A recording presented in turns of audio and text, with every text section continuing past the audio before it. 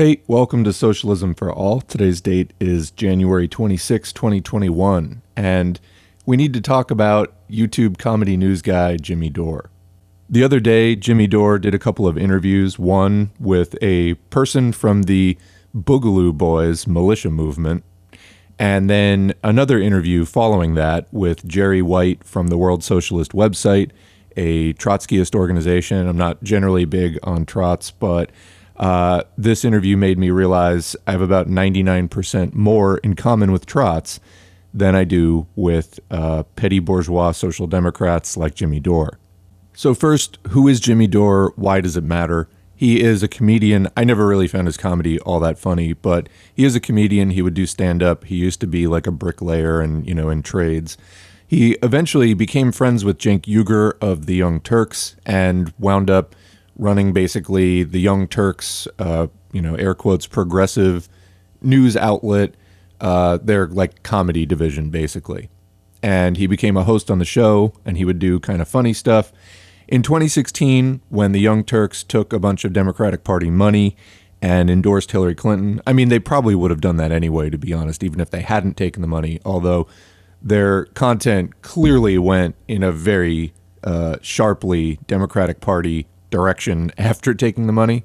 Well, anyway, in 2016, they endorsed Hillary Clinton. Jimmy Dore had a big problem with it, given the way that the Democratic Party had treated Bernie, and I agreed with that. Of course, Bernie went along with it, which is another problem. But Jimmy Dore broke away a couple of years after that, or like within a year or so after that. And frankly, I found the direction that Jimmy Dore went in at that time, I mean, it was okay for a year or so. It was okay when he was talking about the Democratic Party. I agree. I hate the Democratic Party. They stand in the way of actual progress. They were instrumental in destroying socialism during like McCarthyism and Second Red Scare and stuff like that. The Democratic Party is a cancer, and they're in on the neoliberal consensus. But you can have all those views that I just said and still not be a socialist and still not be on the right side. And I don't know if anyone remembers H.A. Goodman. This was kind of a like flash in the pan guy who started out as like pro-Bernie and anti-DNC and quickly went right wing. It seems to me like Jimmy Dore did kind of a similar thing, cultivating an audience of MAGA light and some right-wing libertarians, and as well as disaffected, progressives or whatever. For a while, I really couldn't listen to him because he was just like had this toxic rage that, look, I'm angry. Other people who care are angry. But Jimmy Dore, it seemed like, anyway, I couldn't listen to it. It was like off-putting to the level that it just made me feel gross the way that he would talk about things. And it wasn't helpful. And I was like, why doesn't this guy learn socialism, stop cozying up to libertarians and people who, I mean, if you're against neoliberalism, libertarianism is neoliberalism. The Libertarian Party emerged in the early 1970s at the time that the ruling class was developing the neoliberal consensus.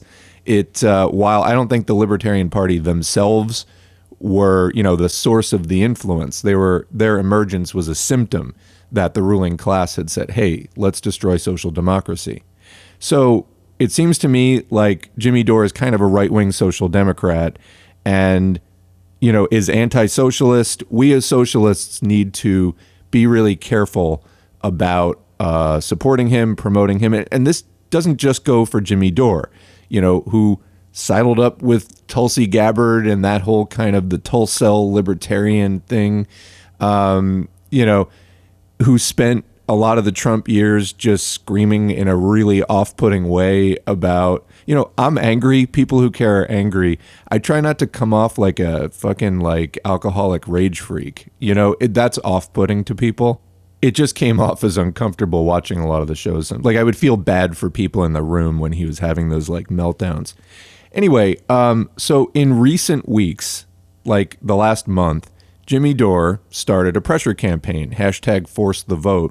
That was, I described it at the time as he's finally putting some of that anger to a productive use, directing it at progressive, self-described progressive House Democrats who could use some leverage against Nancy Pelosi to force a vote on Medicare for all during a deadly pandemic.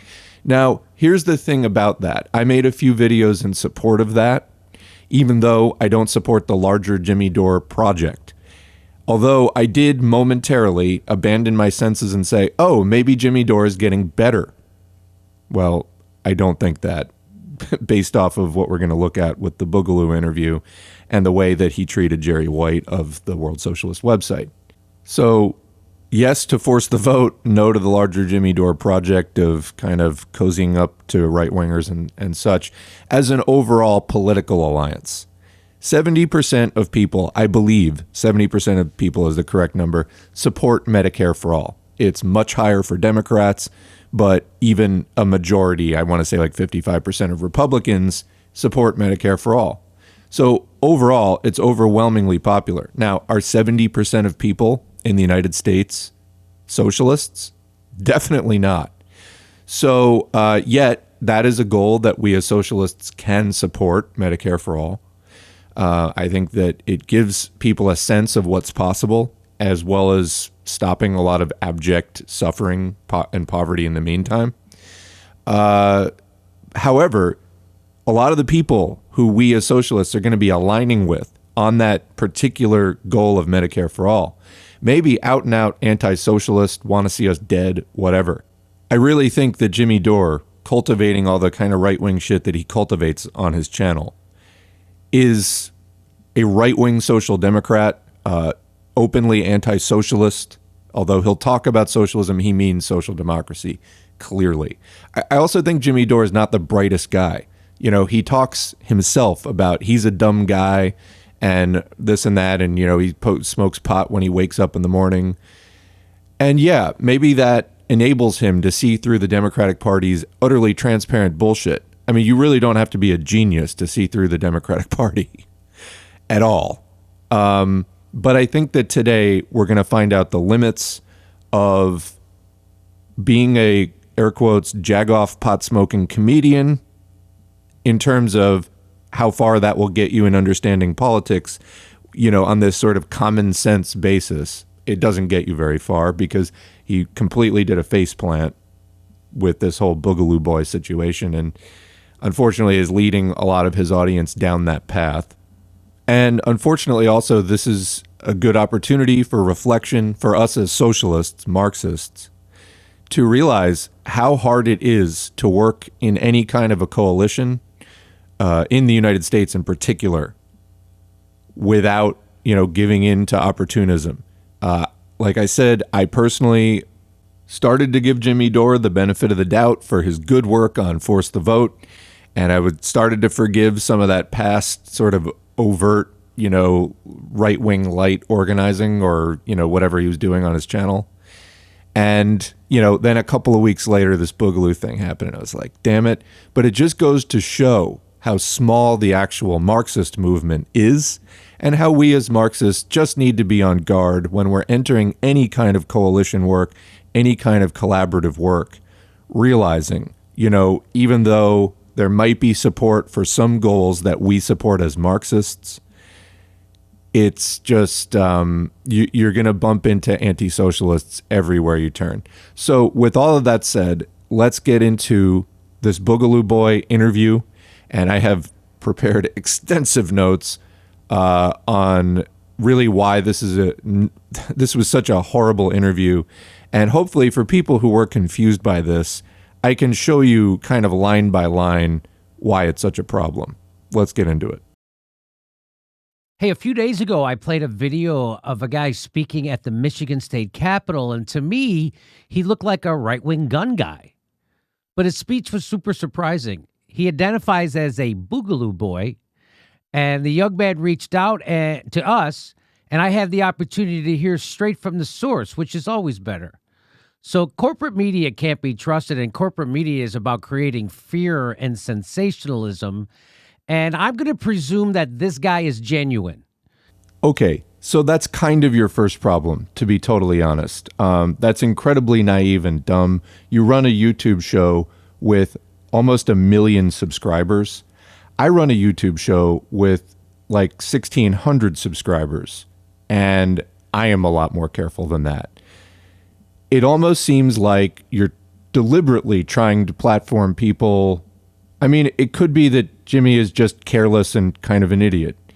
But anyway, taking people at their word. Would people just go on the internet and lie, especially for political purposes? I think that they would.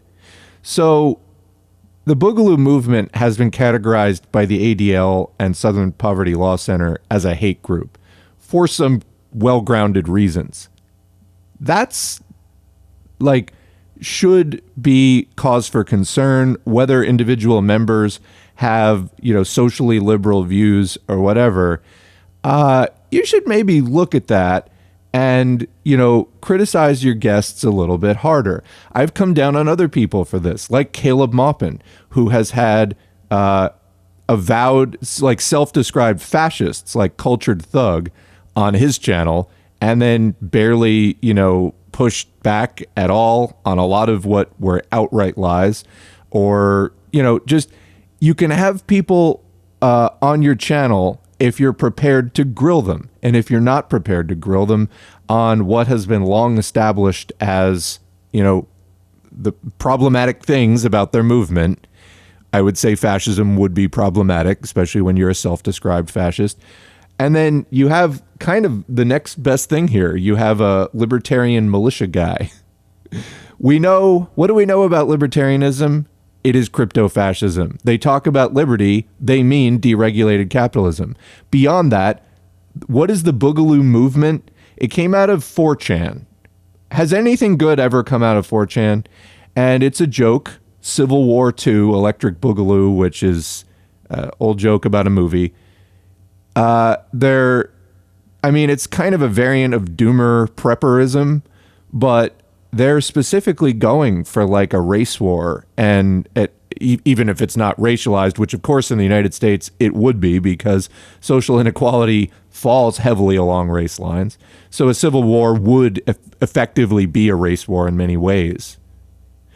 You're going to have this guy on and not be, and just be like, wow, very impressive. You can, Jimmy Dore was getting shredded for this on Twitter, and people kept mocking this, Like I interviewed a CIA guy, and he said he's actually pro-democracy and pro-self-determination and anti-imperialism. Like, wow, maybe we should just go right to the horse's mouth. Would anyone lie? And beyond that, there's a bigger issue that's going to come up repeatedly in the Jerry White interview, which is it about this one guy? Or is it about the movement that you're effectively selling people on and making a point of doing that in this video? It's about the movement. Now, I don't know whether this guy was being disingenuous or not, but he is claiming that the movement is something other than, and this isn't just about mainstream media, like Jimmy's prepared statement here is saying. Jimmy is real big right now on playing into this, well, I think he's trying to pick up disaffected Trump people, to be honest. Shouldn't we be doing that? No, we shouldn't. Reach out to the half of the country that is, quote, apolitical first. You don't go for right-wingers first. Jesus Christ, this is so simple. You go for people who don't have the baggage, who you don't have to spend months deprogramming if you can at all. This is so obvious. But that's the strategy you use as a political organizer, not the strategy you use if you're trying to keep up your subscriber count in the hundreds of thousands. This is, again, the limitations of being a jagoff comedian entertainer guy running a show on YouTube and thinking he knows anything about politics. Those limitations are visible. The question I always think about is, how do we reach out to fellow working people like this? Okay, there are fellow working people who have joined a right-wing militia, and there are fellow working people who have not joined a right-wing militia. This is a key distinction. We should not be trying to cultivate the right as our first move.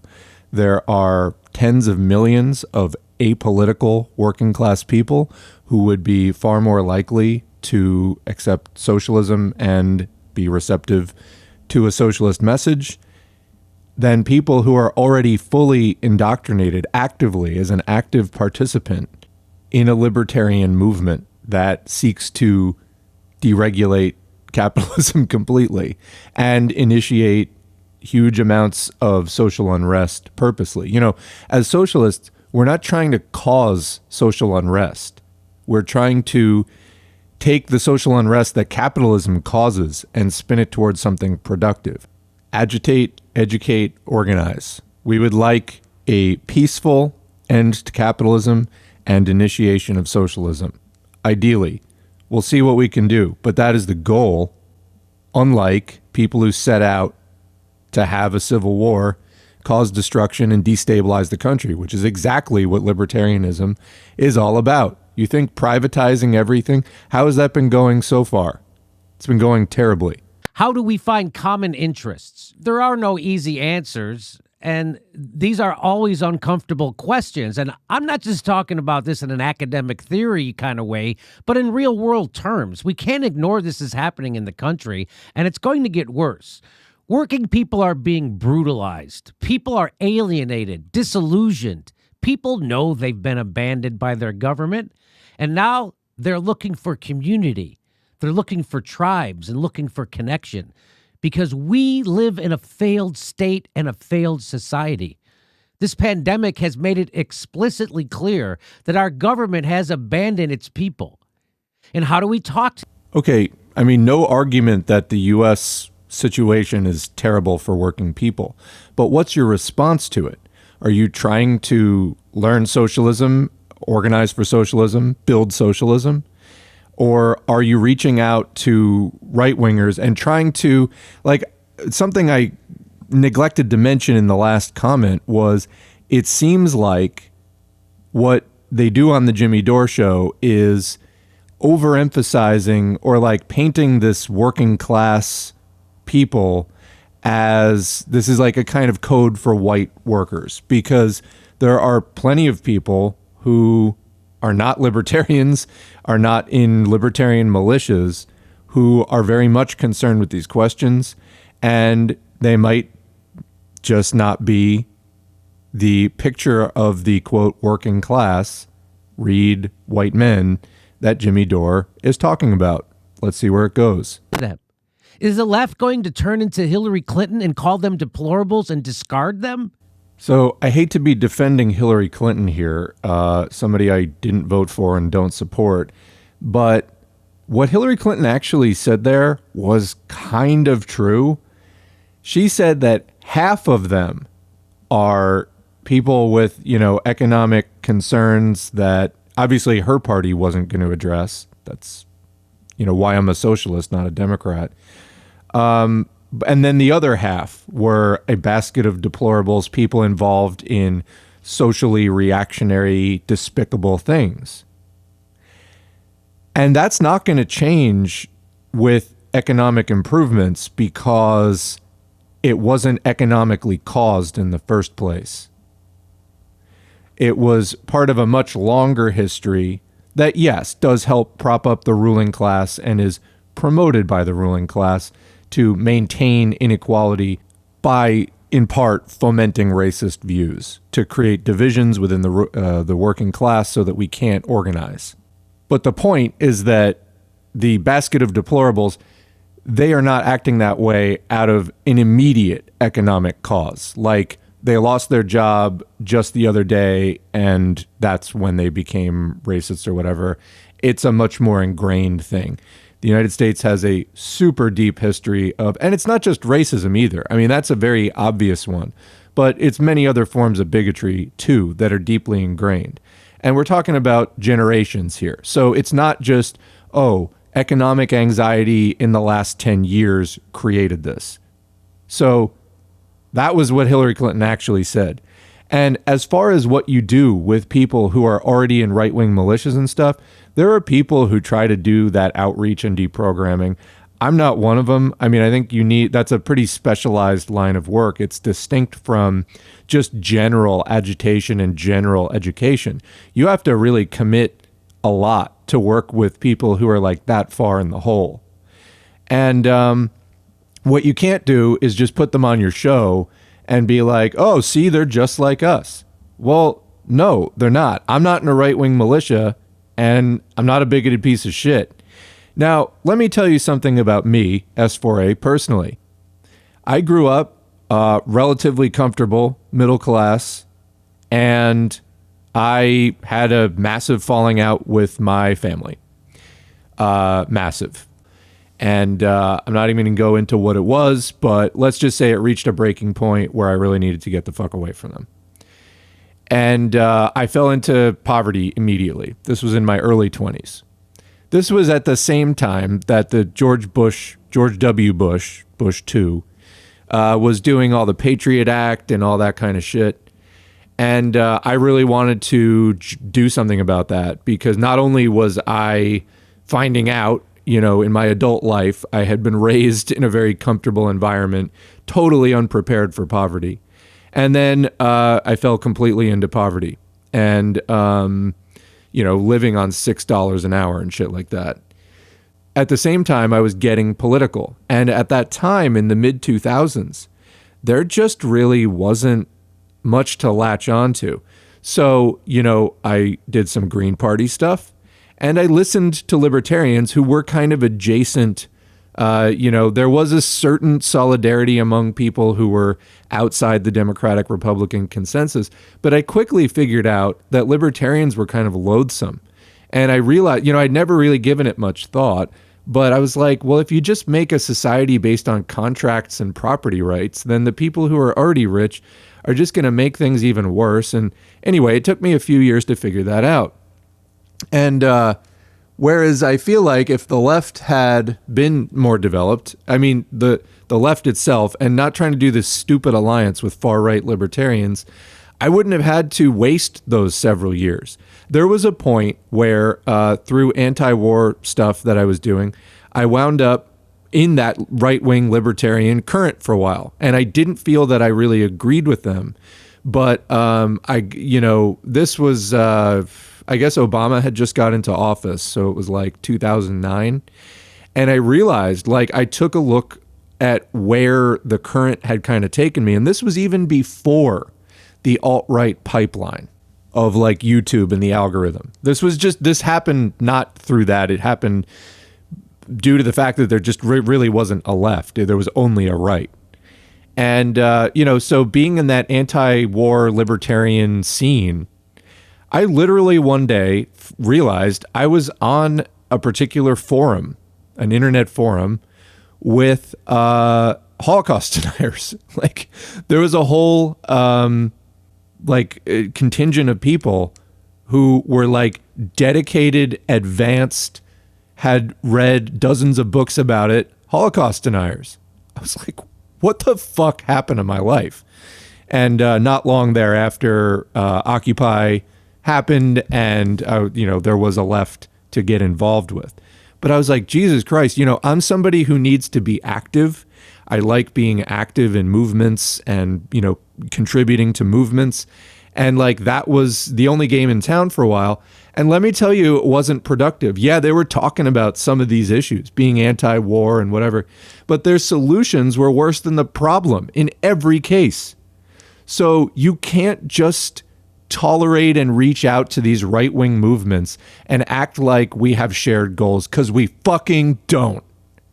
I personally lost at least a good 5 years of my political activist life to that bullshit because of exactly strategies like this. So fuck you, Jimmy Dore, and fuck everybody else promoting this kind of approach. It doesn't work. And it cost me time.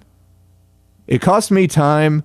And frankly, I wound up just, it was like I wanted to just take a shower and just you don't realize when you're just inching along towards reactionary views, it can just all seem very normal. And what Jimmy Dore here is doing is helping to normalize that bullshit. We as socialists need to stand up to this. We'll be getting to that in the Jerry White interview which he did an excellent job of. But fuck libertarians, fuck everybody who tolerates this crypto-fash bullshit. It is now well known that there is a libertarian to fascist pipeline. When I personally succumbed to it in the late 2000s, there wasn't that knowledge. You know, S4A, the YouTube channel, grew out of S4A, the Facebook page, and S4A, the Facebook page, grew out of years of my being online and hating libertarians and other right-wingers and capitalists in general and wanting to fight back. And we finally have a movement, and we finally have this opportunity to do that. And what's Jimmy Dore doing? He's fucking building them up again. These people are not left-wingers. And this guy is either too stupid or too dishonest to realize that, and he's promoting them on his fucking show as they're just working class just like us. No, they're fucking not. Jimmy Dore is not working class just like you are. He may have been a bricklayer years ago. He is now a somewhat wealthy YouTube host. He is not a prole anymore. Okay? Let's go on. Instead of demonizing people because they don't hold the exact same set in stone ideology that we have, and if you actually traveled around America as I have, you will find people's ideologies are wildly inconsistent and always in flux and constantly changing. Let's talk about ideology for a second. There is such a thing as being too dogmatic or too constrained by your ideology. There's also such a thing as lacking guidance or a coherent ideology in terms of, you know, what you stand for, how you assess society, how you analyze the problems that we're facing.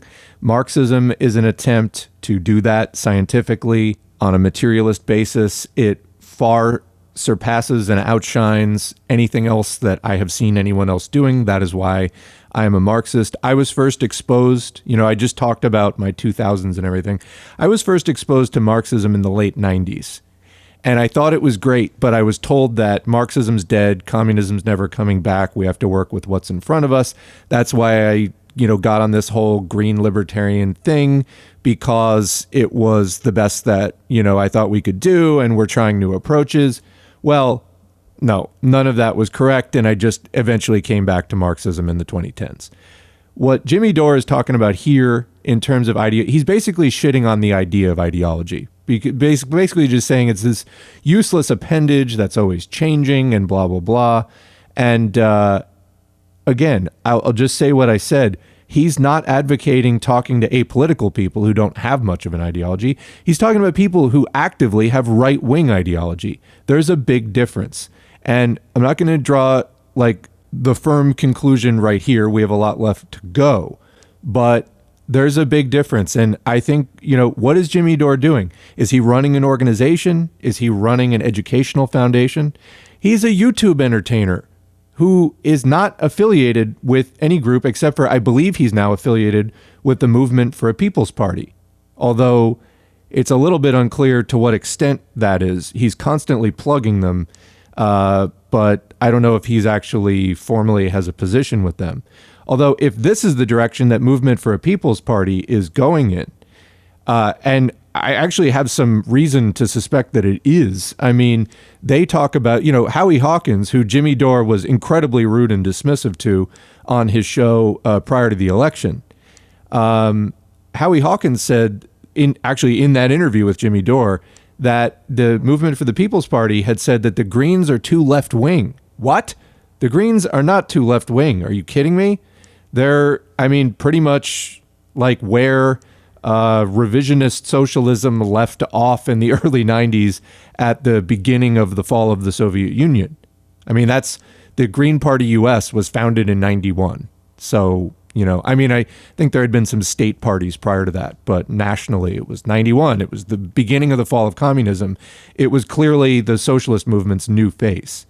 So anyway, too left wing. So what does that give us? Well, it leaves us with this left populist, right populist unity bullshit. That seems to be MPP's bread and butter. And if you're going to tolerate right-wingers, you're going to have a real fucking bad time. Let's go on.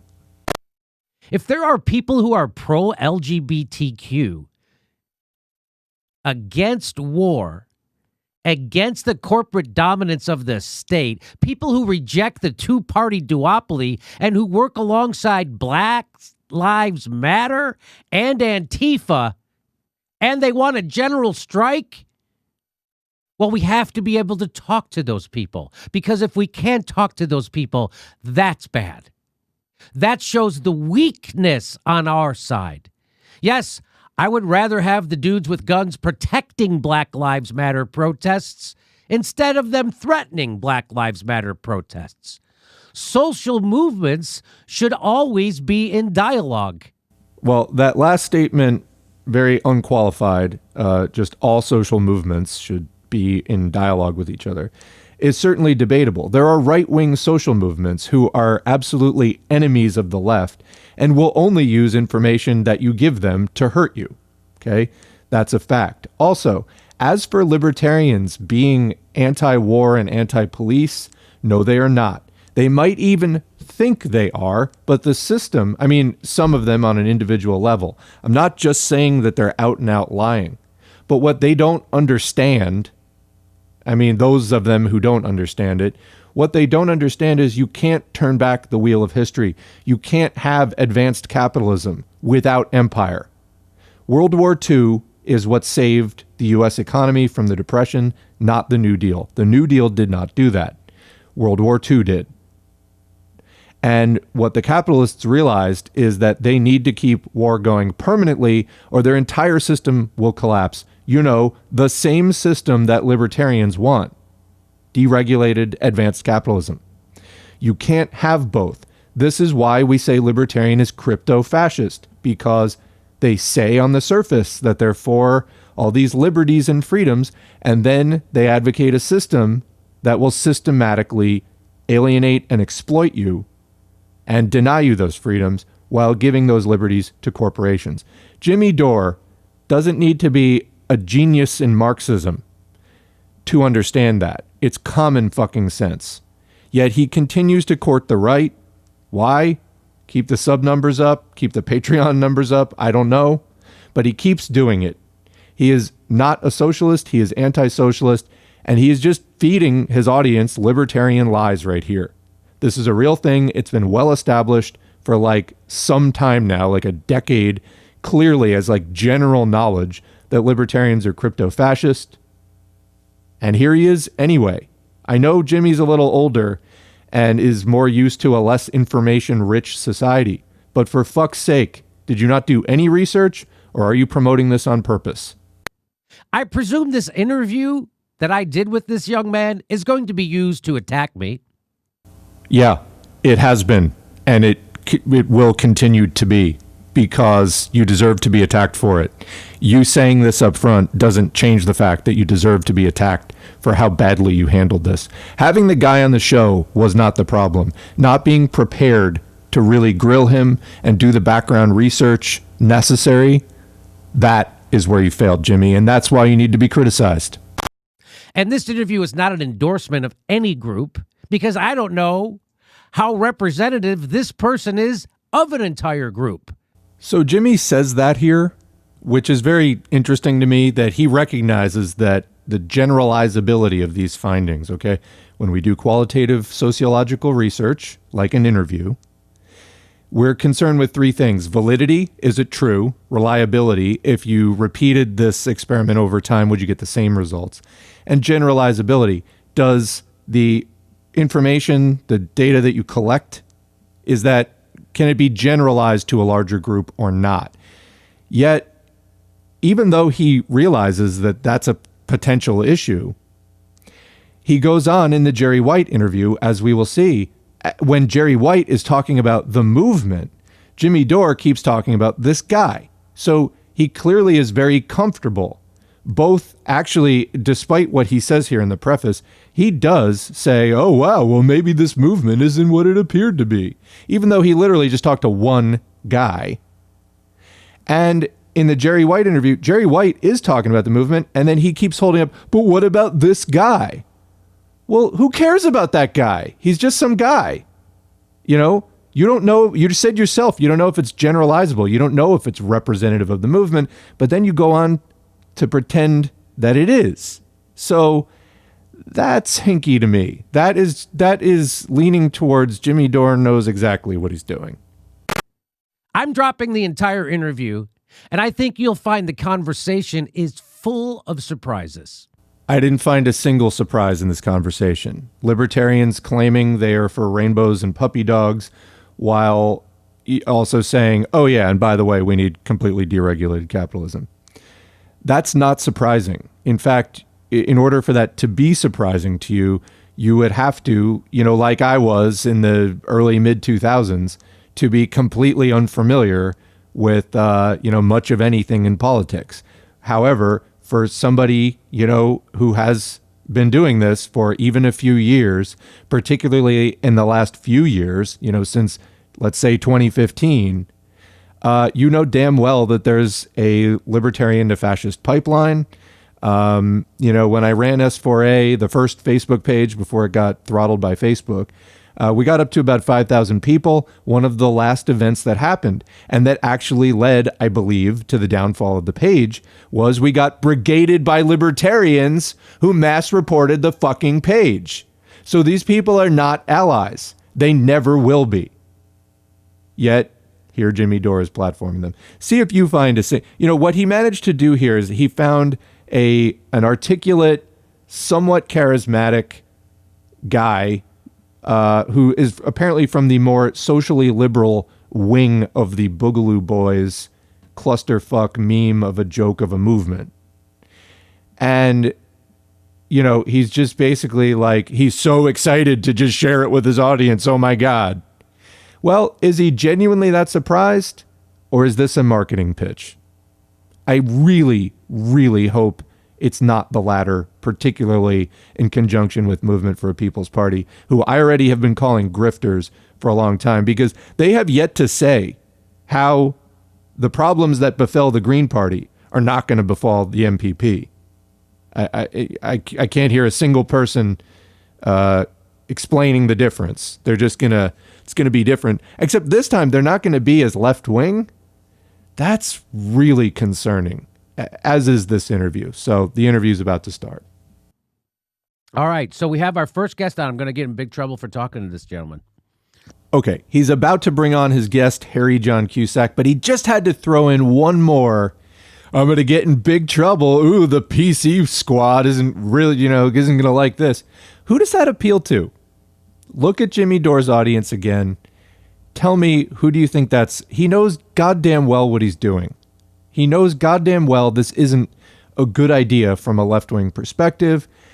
That's not who he's cultivating in his audience. Just want to point that out again because he just pointed it out again. We first saw our guest speak in a video of him in the front of the Michigan State Capitol. He made critiques of the war, of the wars, not just the war. He made critiques of the wars and the corporate-controlled state. He called for unity of the American people and of social movements. Well, let's play a little bit of it, shall we?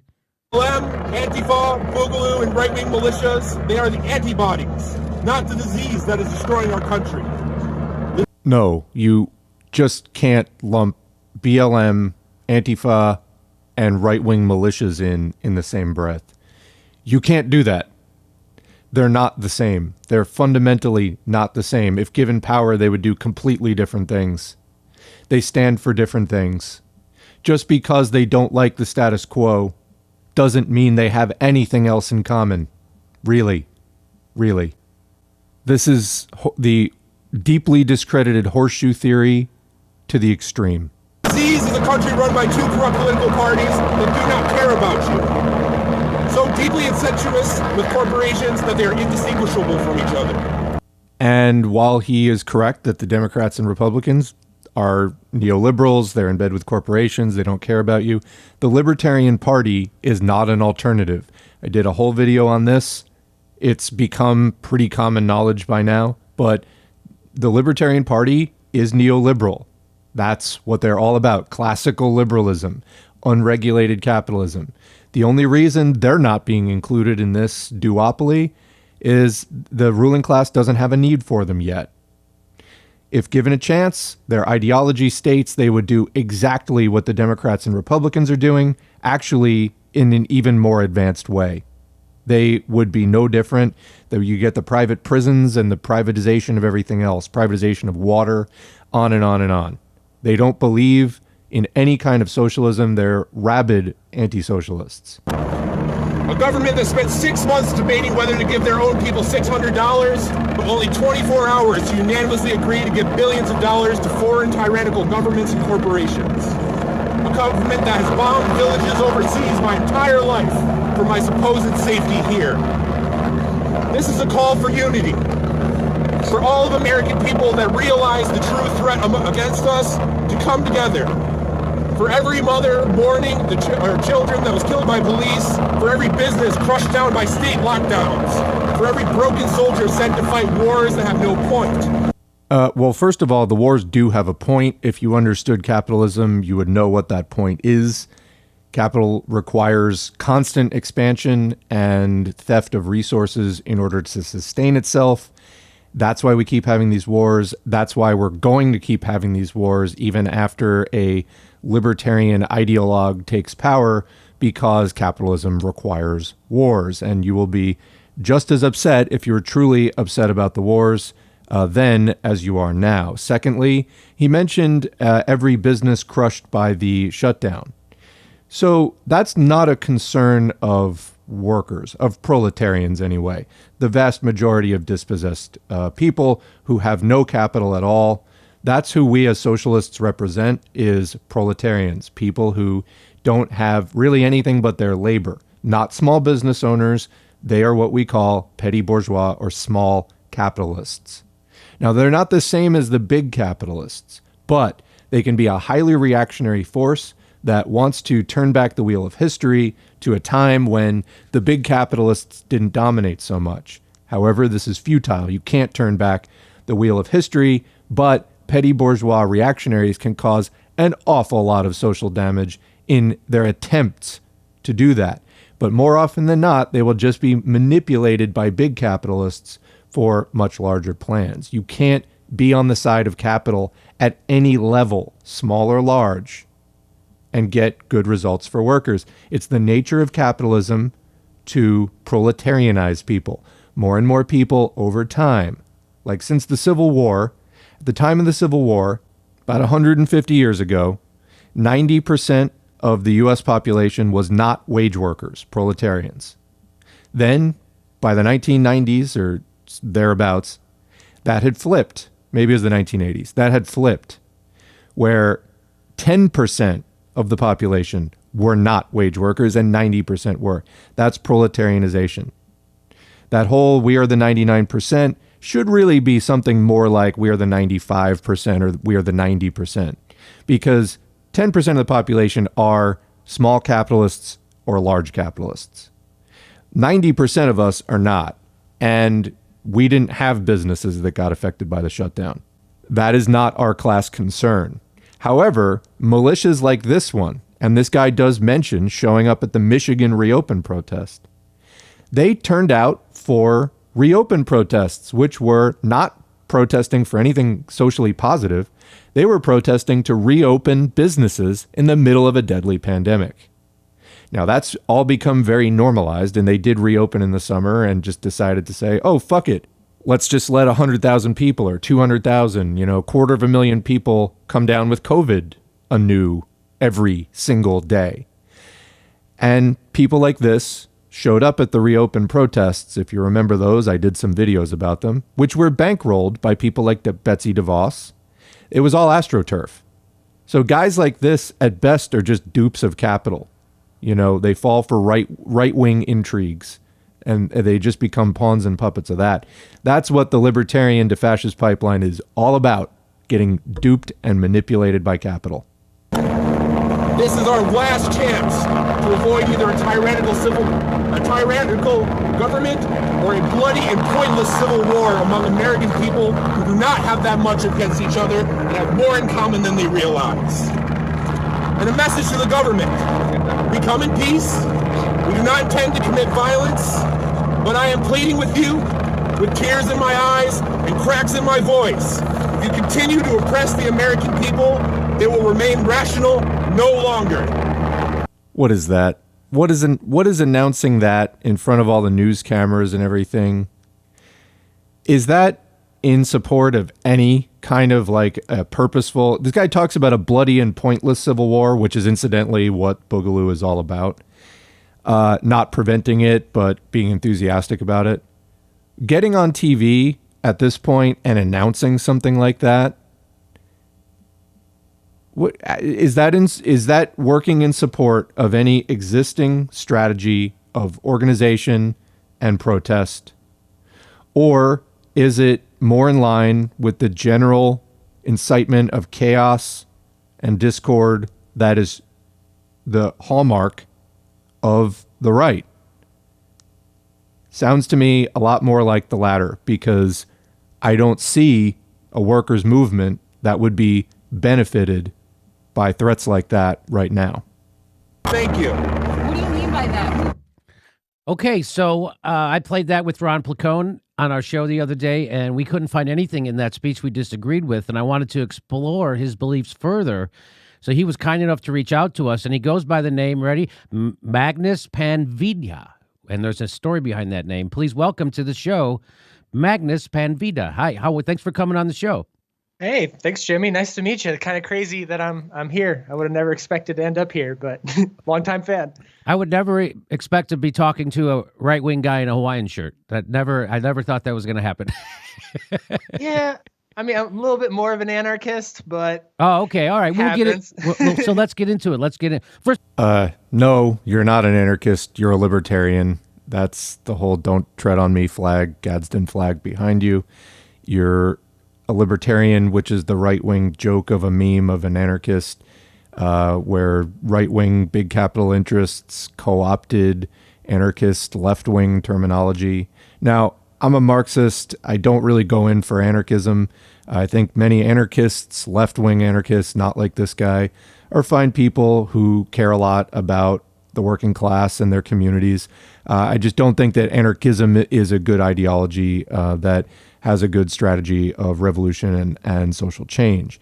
However, this guy is not that. He is a right libertarian, which is one of these only in America kind of crazy things with roots in the very long history of armed right-wingers in this country. You know, people ask sometimes, why are there so many guns in the United States? And that comes up at one point in this interview.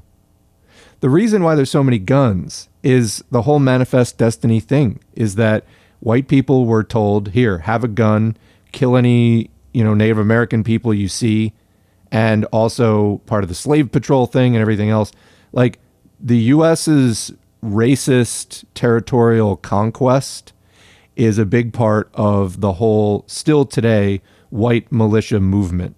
It's not socialist, And by the way, if we really wanted to get into just the question of guns, there's the Socialist Rifle Association, the SRA. There's Redneck Revolt. There's the John Brown Gun Club. I mean, if we want to talk about guns, why not have on some actual left-wingers, not right-wing libertarians? By the way, I'm not affiliated currently with SRA or John Brown Gun Club or Redneck Revolt.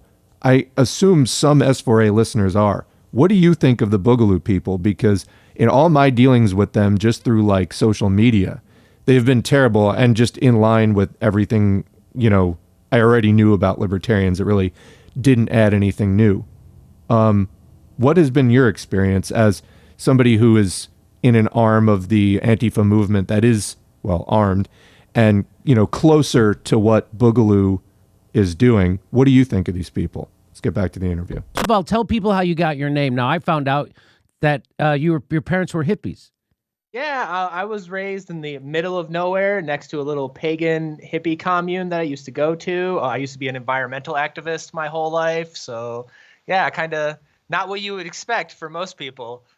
No, I really wouldn't expect an environmental activist to turn into a libertarian because it makes no sense whatsoever, giving corporations the right to pollute and etc.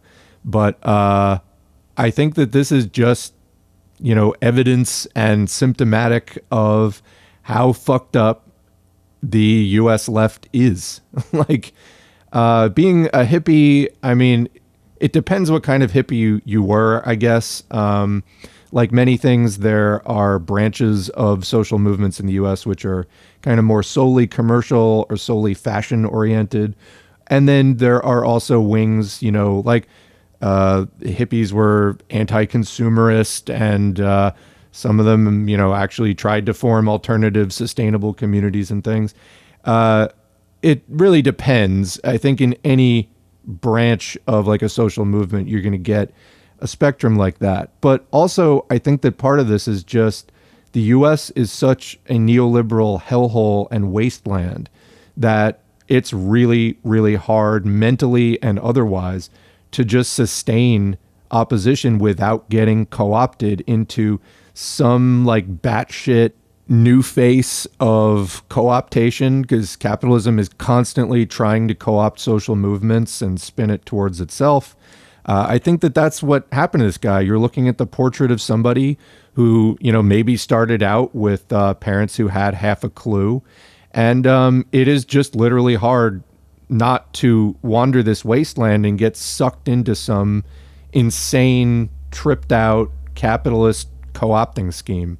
I think very best case scenario, that is maybe what happened here. Wow. Okay. So, and how did you get the name? We had to come up with kind of our own names on the commune. We didn't want to go by our own names, so everybody had their witchy, hippie D&D names essentially. So I came up with that when I was like 13. I've used it ever since. So now that is not. So, are you okay? So that is not what people think of when. So Jimmy jumps in here again for like the fourth or fifth time with, "Wow, that's so surprising. Tell me more, Mr. Boogaloo Man. I'm so surprised by the new image of the alt-right." I mean, they're going to keep trying to sell this shit to everyone. I mean, it's literally rainbow imperialism. Literally. He literally has a Gadsden flag that is also a pride flag. That is intersectional imperialism. Now, I believe in intersectional analysis. Workers are not sexless, raceless workers. Workers have sexes and genders and sexual identities and racial statuses and ethnic statuses. And all of that does definitely affect our experience in significant ways. Capitalism is in part built on that. Intersectionality is common sense. What doesn't make sense is liberal intersectionality, where you basically erase class or just try to reduce class to some other status, and you don't take a fundamentally anti-capitalist stance. But that's what we have here because this guy is not against capitalism. That's a defining feature of libertarians. Think of right-wing militia types or the Proud Boys or Boogaloos or anything. That's not what they think. They don't think of a guy brought up on a commune, got to pick his own name, his parents are hippies, and he spent most of his life as an environmental activist. That's not what people think of. So how did you go from that to Boogaloo Boys? Oh, that's just because kind of the whole thing the media doesn't talk about with the Boogaloo Boys is we're more of like the libertarian Green Party militia. Like if I wanted to join a regular militia that flies Confederate flags and it's a bunch of fat old white dudes, that's there. But we kind of formed out of a bunch of libertarians and anti-war activists and everything wanting a place of our own. And just a point of fact, most libertarians are white, and so is this guy. So is it that different? We'll see. Kind of goes hand in hand with the colorful Hawaiian print and, a lot of our members being LGBT and, across the entire, every ethnicity, every spectrum. And we wanted more of a home for ourselves. So we kind of grew out of not wanting to be the traditional right-wing conservative white dude militia. So, so you're not about hating gays, and you don't hate the gays? Nope. Okay. Well, I was told that. Matter of fact, I'm not the most straight man myself. So. Oh, well, you better. Okay, watch out. So the Republican Party has the Log Cabin Republicans, and Ben Carson worked for Trump, and Candace Owens worked for TPUSA or wherever she is now. And the Democratic Party is always using racial and sexual diversity and other kinds of diversity to sell its version of imperialism and austerity. But you cannot, although these are actually oppressed groups, and representation matters a little bit, it's peripheral to the overall system. You can't actually pursue liberation of oppressed people through capitalism. Yes, you can put a woman in a particular position, and you get the peripheral effect of somewhat maybe more respect for women in terms of people who can handle a position of power and authority. But you're doing so within a system that promotes brutality, inequality, empire, war, on and on and on and on. You can't pursue actual liberation through just representation or a more tolerant and inclusive form of capitalism, which is war, which is empire. So Jimmy Dore and this guy making the fundamental mistake, is it on purpose or not? Is this a marketing exercise? I don't know for sure. But they are sitting here telling you that, oh, look, we got gay people. We must be okay. And the system that we're fighting for must be okay. No, you have to look at the system itself. He's a libertarian. He wants deregulated capitalism. The answer is no, fuck you. So Jude Law, is that your guy? That's my guy. I don't know who you I don't know who you go for. Orlando Bloom, actually. Nice. Great choice. So They let me watch too much Lord of the Rings as a kid. So now I already got in trouble for even playing your video on my, when I say in trouble, I mean the usual bad faith attackers came at me. Am I a bad faith attacker? I supported Force the Vote. I want socialism. I support Medicare for all as a socialist. You can support it as a capitalist. I support it as a socialist. I think you would need to go beyond something like Medicare for all eventually and not have healthcare be administered privately so much, but I support that as a socialist. Is this a bad faith attack, Jimmy? And why is Jimmy so... It's like he's trying to court the controversy and court the contrarians who really don't stand for much of anything coherent. It's this bizarre thing that he's doing here that I hate to say, I didn't think Force the Vote was that self-serving for Jimmy Dore. I do think that this is very self-serving. People who want to keep us divided, the people who take corporate money, that kind of stuff. Now tell me about because since I played your video, other blue check reporter types have been sending me news articles about how the Boogaloo Boys are violent, racists, and terrorists. So I don't have a blue check, and most of the people I saw attacking Jimmy Dore correctly for the right reasons did not have blue checks. We are aware that Boogaloo started out of a racist meme. It's part of the cesspool of the right-wing underground in the U.S., which is not even so underground anymore. A little bit of research would have shown this to be the case to Jimmy Dore. He didn't bother to do it. Again, I said I think that this is self-serving. This is harmful to the movement. I supported Force the Vote. I think that putting Democrats, under pressure to do what they said they were going to do, even if it's ultimately just to show that they're not going to do it and that we need to open the way for the left instead, us socialists, that's what to do. But opening up to the right, that doesn't help anybody. We got to attack the system from the left, not the right. And they even killed a cop. And a couple of them got arrested on the way to a rally, a Black Lives Matter rally, and they had explosives. Now, that's not made up, right? I saw it on 60 Minutes. No, that's not made up, and obviously we're an entire national movement. You know, hundreds of thousands of people. You're gonna have idiots. You're gonna have accelerationists and extremists and people that do things that we don't want them to do. And it's become even harder now that we're banned off of all social media. All right. So before they start going down the rabbit hole of censorship and social media and fascism equals censorship equals fascism, which couldn't be, that is such a horrible distortion of what fascism and censorship are about. And I think that in this case stems a lot more from Jimmy Dore's paranoia about getting deplatformed and losing all of his money. But so this guy just said that there are, quote, idiots who are accelerationists and do violent things.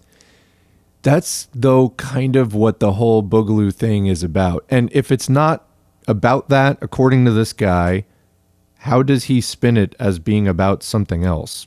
Let's listen. We can't even keep track of the idiots in our movement and deal with them. So that's, been fun. Oh, so you're saying that by suppressing the speech of the most extreme members and the most violent members, it's now hard to tell who they are. Yeah, and a lot of, people on Twitter and everything will be like, oh, you guys might not be neo-Nazis, but there are neo-Nazi Boogaloo people. And I'm like, well, I don't know where they are. I can't find them or talk to them. They're on a million different websites, so I can't deal with them. We can't go out and purge these people from our movement because we've been blown all over the internet. So this seems a little bit coordinated to me in support of a contrived talking point, but let's just analyze this at face value. So there are, quote, idiots or bad apples within the Boogaloo movement, even though it started as a racist meme on the 4chan weapons board. There are, quote, bad apples or idiots within the movement. And now that they're getting kicked off of social media, they can't even keep track of them. Well, before social media, could they keep track of them? I mean, we had neo-Nazi groups in this country and, white supremacists and Aryan nations and all that kind of stuff. Did Tim McVeigh just want health care for people or what? Like, there's a long history of white supremacist, racist violence in the country that was an issue before social media. It definitely took off with the rise of the internet. I told you before, I got swept up in that myself. I never did anything violent, but it was like you realize just one day. And for me, a lot of it was denial. I was like, they can't actually mean what they're saying. And then I realized, like, I had really dramatically underestimated how ugly and reactionary this country actually is. And no, those people who saying that they're Holocaust deniers, they actually mean it. And they mean a lot more than that, too. If you read something like the Turner Diaries, it's horrifying. It's disgusting. It is a manifesto for a race war written in the bloodiest possible terms. These are people who actively embrace violence. And you have this guy out there saying he's doing a twofer right now, which is don't kick them off of social media because, that's why we can't keep track of the, quote, bad apples. There have been white supremacist shootings for years in this country, long before they got kicked off of social media. So this is contrived nonsense. And also contrived nonsense on the idea, much like the bad apples argument within, corporate behavior or police behavior, that the system is even trying to police itself, that the movement is even trying to police itself. Please, we know why you were set up. You were set up to protect capitalist interests at all levels and all of the interlocking systems of oppression that help to keep capitalism in place. We're all on Facebook. We had this under control. We never had this problem. But once we got banned off of Twitter, Facebook, Instagram, I even got banned off of Google and PayPal. So that, yeah, I know. I know. And so you're saying the censoring of people more extreme than you and actually people who are violent, the censoring of their speech is now actually creating a bigger problem because it's harder to identify those people and weed them out. Absolutely. Like when we were all on Facebook and we would be in group messenger and everything, and a guy was like, oh, I had a really bad day. I think I'm just going to, do something stupid. I'm going to fly off the handle. We can't wait any longer. We could all talk him down and be like, no, that's stupid. Don't go out and do that. That's not what we're about. And we could all work that out. Now that guy is on some parlor chat buried deeply around a bunch of really iffy people egging him on. And there's no one there to tell him, hey, that's not what this movement's about. So what is the movement about? Because I have seen this video before, but I'm watching it again as if new. And so far, I have not heard what the movement is about, why it's any less iffy than the Parler chat that he just referenced. How is it healthier? How is it more constructive? Will they talk about that? We don't know. He's just asserting that it is. I know that this particular young Harry John Cusack lad grew up on a commune and played D&D and other wholesome things, but what is the movement about? Is everyone in the Boogaloo movement, did they all grow up on communes? Like, that seems unlikely. We're not here to just go out and shoot cops and commit terrorist attacks. It's never been what it's about. So I've been told that the Boogaloo Boys want a racial civil war. No, not at all. The whole calling it a Boogaloo, the whole meme behind it was just that it's a bad sequel to original because it came from the Breaking 2 Electric Boogaloo movie, which was just a bad sequel to a bad movie. And in our context, it just means some form of civil conflict, whether that be a peaceful singing revolution, whether that be some awful government civil war, whether that be a second revolutionary civil war, or to the idiot neo-Nazi types, they would consider it a race war. And that's a meme that's been around forever. So when it comes to us, we are more of we view this as a upcoming, hopefully peaceful second American Revolution where all of these groups, like I talked about, come together and we tell these giant corporations and these two political parties that we're done with them. We don't want them anymore and it's time to go. And then what? So I'm on a channel called Socialism for All. We're openly Marxist. We draw from examples of actually existing socialism as well as socialist theory for ways to move beyond capitalism. So there's this very limited common sense thing of power's gotten too centralized and a very libertarian concept he's saying here. So we get together and we tell the two political parties and the big companies that we're done with them. Well, then what? Then what? Because that leaves open a whole range of possibilities from much better than we have now to much, much worse. And being a libertarian means you're actually ushering in more dystopia. It means you're actually ushering in more neoliberalism, more privatization, etc. And if you can't connect the dots, like if you sincerely can't connect the dots between libertarianism, what's happening now, and how it's getting worse, you just shouldn't be on a political show that people look to for any kind of guidance on political matters. And if you're hosting a show like Jimmy Dore is, and you spend half your time railing against neoliberalism, and then you promote a libertarian, which is synonymous with neoliberalism, what the fuck good are you? And so you do understand, though, when people see you dressed in military gear with your beard and you're carrying an AR-15 or whatever that is, that immediately it scares the shit out of people. So in the interest of time, I realize I'm up over an hour already here and we still have another interview to get to. I'm going to skip a little portion here where Jimmy asks him, don't you realize you look scary and intimidating? And he replies by saying, well, everybody has guns. Proud Boys have guns, cops, whatever. And then he also goes on to say that his like Boogaloo faction did security for an Antifa event or a Black Lives Matter event. So I have not been at any such events to see that. Have you? And what has been your experience with the Boogaloo Boys? Because again, literally every time I run into online messaging from them, what this guy is saying is not representative of it. And its origins also seem to betray that. And I mean, we have a hard enough time with white socialists getting involved in the movement and drowning out other people. I shudder to think like how white libertarians would function in that type of environment. All I can say is if they are providing actual support for Antifa and Black Lives Matter, good, although it really gives me pause. That's today. When you have such a deep ideological divide, unless you do something to really bridge that divide, and I don't see that happening here on the Jimmy Dore Show, then you're going to wind up fighting again eventually. Actually, he kind of talks about that when he talks about the vision of the Civil War. Let's get to that. So, do you know the history of people who do this kind of thing? You know what it is, right? The people who try to combine the populist left, the populist right, to fight the establishment. You know the history of people who do this, right?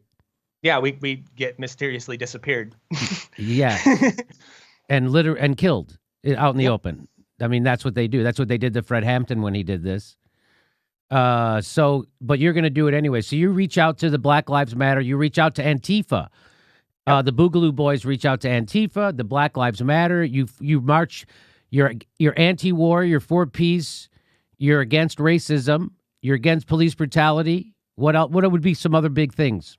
Pro sex work decriminalization, legalize all drugs, end all the wars, close the ICE detainment camps. Wow, it's just that easy, right? And the look on Jimmy's face is amazing here. So we're still coming up on the Civil War discussion, but this whole concept of combining right and left, yeah, that doesn't work. What you need to do is you convert people to one side or the other. Otherwise, you're working with people with whom you have a fundamental disagreement. This is opportunism. It doesn't work when socialists try to do it with the Democratic Party, and it also doesn't work when socialists try to do it with libertarians, other right-wing populists. And when you see right-wing populist, read fascist, because that's what it is. Either Jimmy doesn't know this because of his complete lack of an ideology or formal, education here. He is not a professional revolutionary, that is for sure. He goes on letting this guy speak as if it's something profound, when in fact it's riddled with contradiction. Listen to what he just said. He's a libertarian who is, against war and against the police state. Anyone with a cursory understanding of imperialism knows he can say that he's against those things, but the system he is going to literally pick up a gun for requires them. So that is a fundamental clash between what he stands for as a capitalist and what we stand for as socialists. And even if, they get into this, it's not right, left, it's top, bottom. Guess what? The top is the right. Okay? The people with too much power, they are the right. Joe Biden is not left-wing, he is right-wing. AOC, to the extent that she is stumping for the Democratic Party, is right-wing. These are all right-wing, pro-capitalist, pro-status quo points of view. And the idea of turning back capitalism to some earlier version is reactionary, it's a fantasy, and it will just create suffering and not solutions. So he also referenced, Jimmy did, Fred Hampton here. So there was a point, the original Rainbow Coalition, where the Black Panthers and the Young Patriots organization, who were displaced Southern whites in Chicago, and then the Young Lords, who were a Latino gang, got together and they started working in a racial, cross-racial alliance for poor people. Now that's good, but before they did that, they agreed on some things ideologically. They weren't going in saying, we just want capitalism for, we want more Latinos to be included in capitalism, or we want more blacks to be included in capitalism.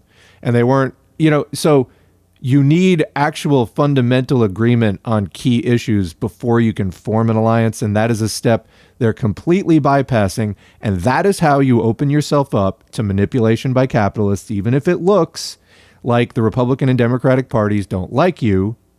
The Koch brothers now work with the Republican Party and they fund Republicans. But guess what? One of them ran for the Libertarian VP slot. They are very much a part of the neoliberal consensus, and there are plenty of capitalists who are willing to fund these side groups to the extent that, and then those side groups go on thinking that they are somehow, anti-establishment when they're just pawns of the establishment. If you're not directly prepared for a fundamental confrontation with capital, you will get played by capital, period.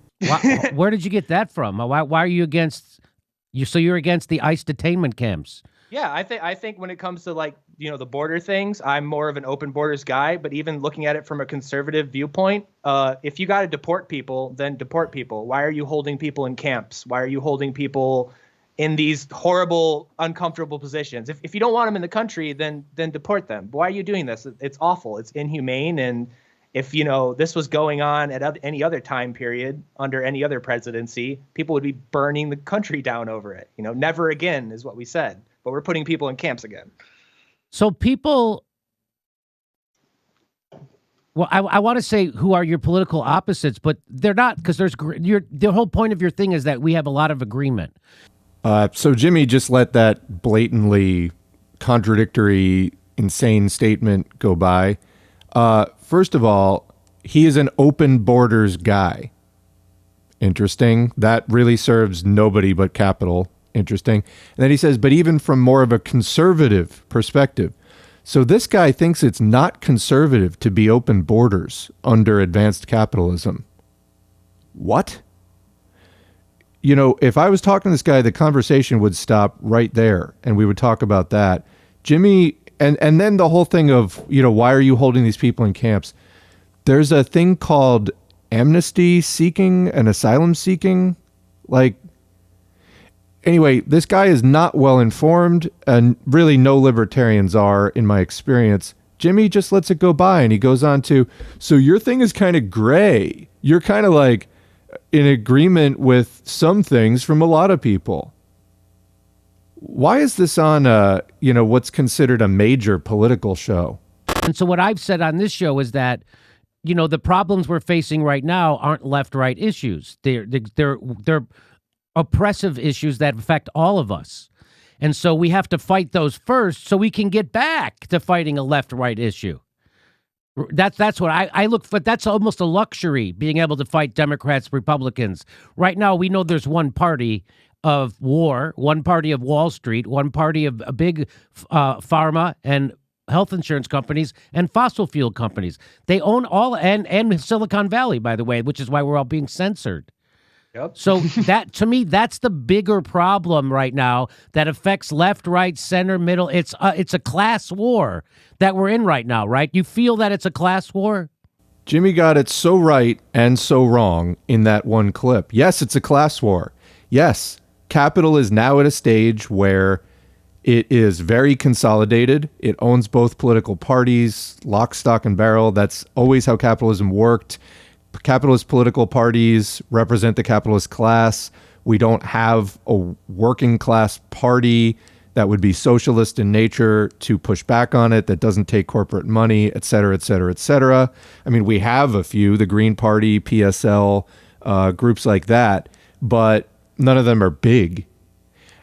And what Jimmy's saying here is basically this, like I commented on a minute ago, this it's not left, right, it's top, bottom. Like what he's saying is that, or what it sounds to me like he's saying is that, it would be a luxury to be in a situation of economic stability or economic, like, fair competition or whatever, like, myth you have about capitalism, to go back to that kind of golden age of social democracy or restricted capitalism, where we could have, should we have more regulations on guns or less? Or, those kinds of, air quotes, left, right, liberal, conservative political debate.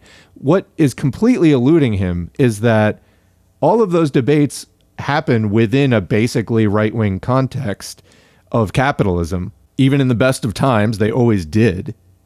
And that all that has happened is capitalism has gone down its natural course. The capitalist class threw off the shackles that were placed on it of social democracy, shackles that the capitalist class only accepted because it was politically expedient for them to do so, to basically stave off the threat of socialism in the 1930s and through the 70s. And then eventually they were like, fuck it, we'll take our chances. And he just wants to go back to like an earlier time of capitalism where, there's more fair competition and there's like some more unions and people are feel secure enough, or at least most people, because there's always an underclass. The question in capitalism is just how big are you willing to let the underclass be, to say like nothing of racial discrimination within capitalism, because a lot of that shared prosperity or whatever in social democracy is mainly for white people or whatever the dominant race is. We're talking about the United States, so obviously it's white people. You talk about a Fred Hampton or something, the Black Panther Party and the Malcolm X Black nationalist movement that kind of preceded that. And of course, Black Panthers were Maoist as well in their influence. But, that happened during that prior to neoliberalism. So, explain that. You can't. So, is it top bottom? No, it isn't. What they're calling the top is the right. It's all the right. And they're not actually helping to build the left. And in fact, we will see when we eventually get to the Jerry White interview, when presented with an actually socialist perspective of the kind that I would have presented to Jimmy Dore and I'm presenting now, he spits in its face. So anyway, what does Magnus say? Absolutely. And that's where we butt into it with conservative groups a lot, because we're very anti-police. And they're like, why do you not support the police and everything? And it's like, well, as a gun owner, who's going to come and take that gun? The cops. As someone who likes marijuana, who's going to come and arrest me for that? The cops.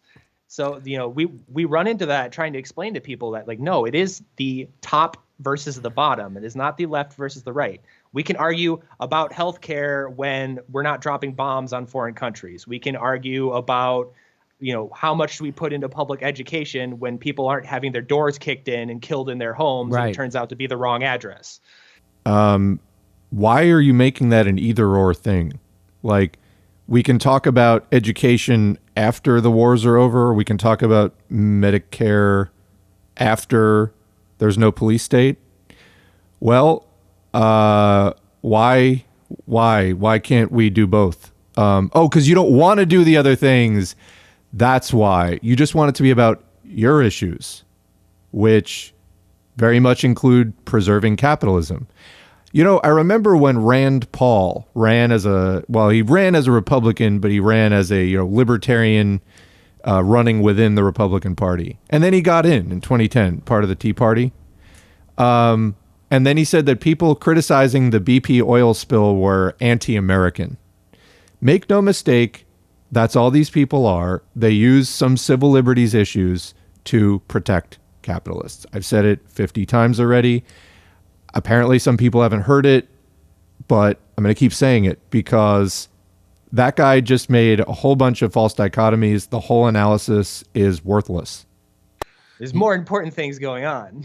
So yeah, so we would agree on the war. We would agree on the corporate control of our government. We would agree on police brutality. We're not going to agree on the Second Amendment.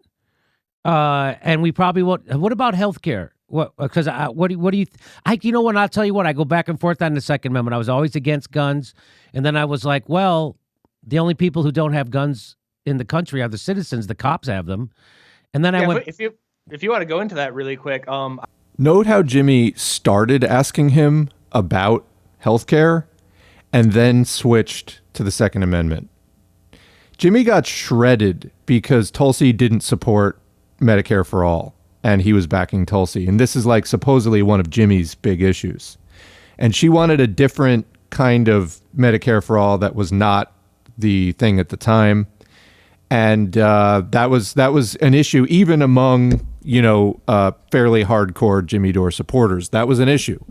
Was like Tulsi doesn't support Medicare for all the way that it is. She wants some different plan. He starts asking this guy and then backtracks from it. Why? To highlight the agreement and basically take any significant disagreements and sweep them under the rug, Medicare for all being a very significant one. Okay, so they go on to talk about guns for a while. I'm going to skip ahead to the next section. I didn't find that all that interesting. He says that he has guns for self-defense and whatever, but skipping ahead. Already did. I don't know if you saw, but I don't look at my mentions on Twitter anymore for the last month and a half or so, because I don't like to see people I know say mean things about me. It hurts my feelings. It's going to be funny to watch people twist this interview to somehow attack us.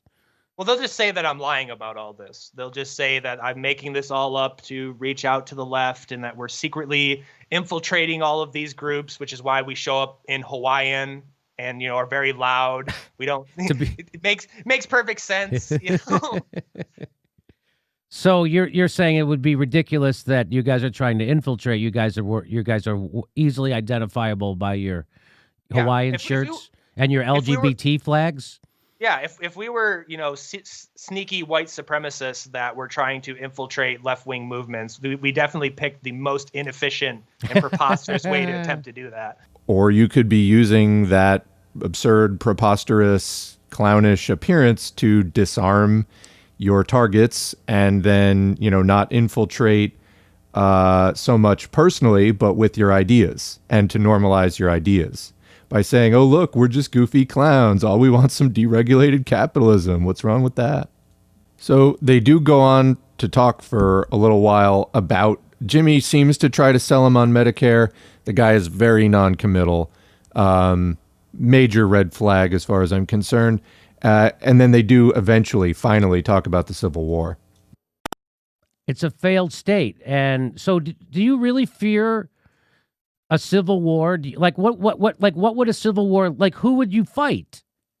I would think it would go full Syria. I think the government would just collapse and you would have like 32 different factions fighting each other one day, being friends the next day, just like it was in Syria.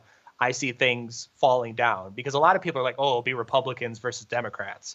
Well, I'm not fighting for either of those sides. You're not going to see Jimmy Dore carrying the flag of Joe Biden into battle. But there is a lot of micro factions. There's a lot of people that don't disagree. And the media has everyone so whipped up. And especially being on the ground, there's a lot of bloodlust. There's a lot of people that are like, screw this. Let's just get it over with. And that's scary. That's really scary.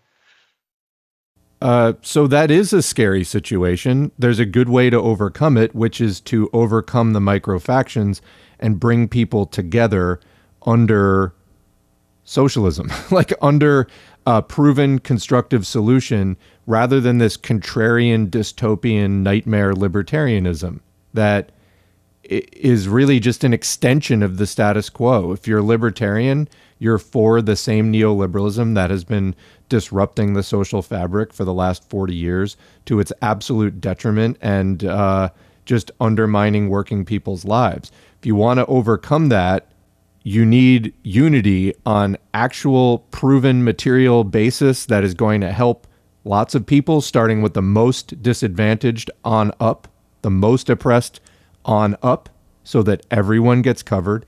And that is how you build an army of the working class that isn't this petty bourgeois middle stratum that is going to have, you know, very shifting allegiances, etc. You need a completely bottom-up movement reflected by the material demands that the movement is calling for. That's why socialism and not libertarianism, which just ultimately serves capital and the petty bourgeois who want to be millionaires. Millionaires, of course, in 2021 dollars, you know, comfortably middle class.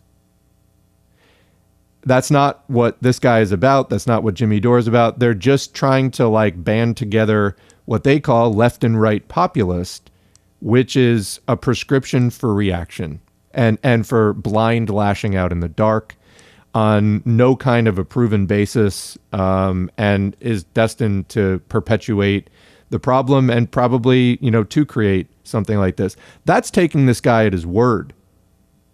You know, keep in mind, he's part of the Boogaloo movement, which is all about this conflict. That's not why people join the socialist movement. So at the very best, this guy is in the wrong movement. If he actually, you know, believes what he says about improving people's lives, he's definitely in the wrong movement. But I don't know that any of this is genuine. We don't really know. I don't know this guy. You know, I've been listening to Jimmy Dore on and off for years. I know a little bit more about what he's about. This guy, who the hell is he? We don't know. So do we take him at his word? I have no idea. And neither do you, unless you know the guy. So all this said, let's jump to the next video. We're basically at the end of that one. And let's see how Jimmy responds to a socialist saying basically exactly what I'm saying. And so I brought on this guy. He's supposed to be a socialist from the World Socialist website because they were covering a strike. He was brought on to talk about a strike that they were covering. And that guy sounded, you're going to hear what he sounds like, and it's horrible. No, it's not horrible. In fact, it's exactly what I would have said. The fact that Jimmy is freaking out so much about this. I mean, first of all, look, don't make me defend Trotz.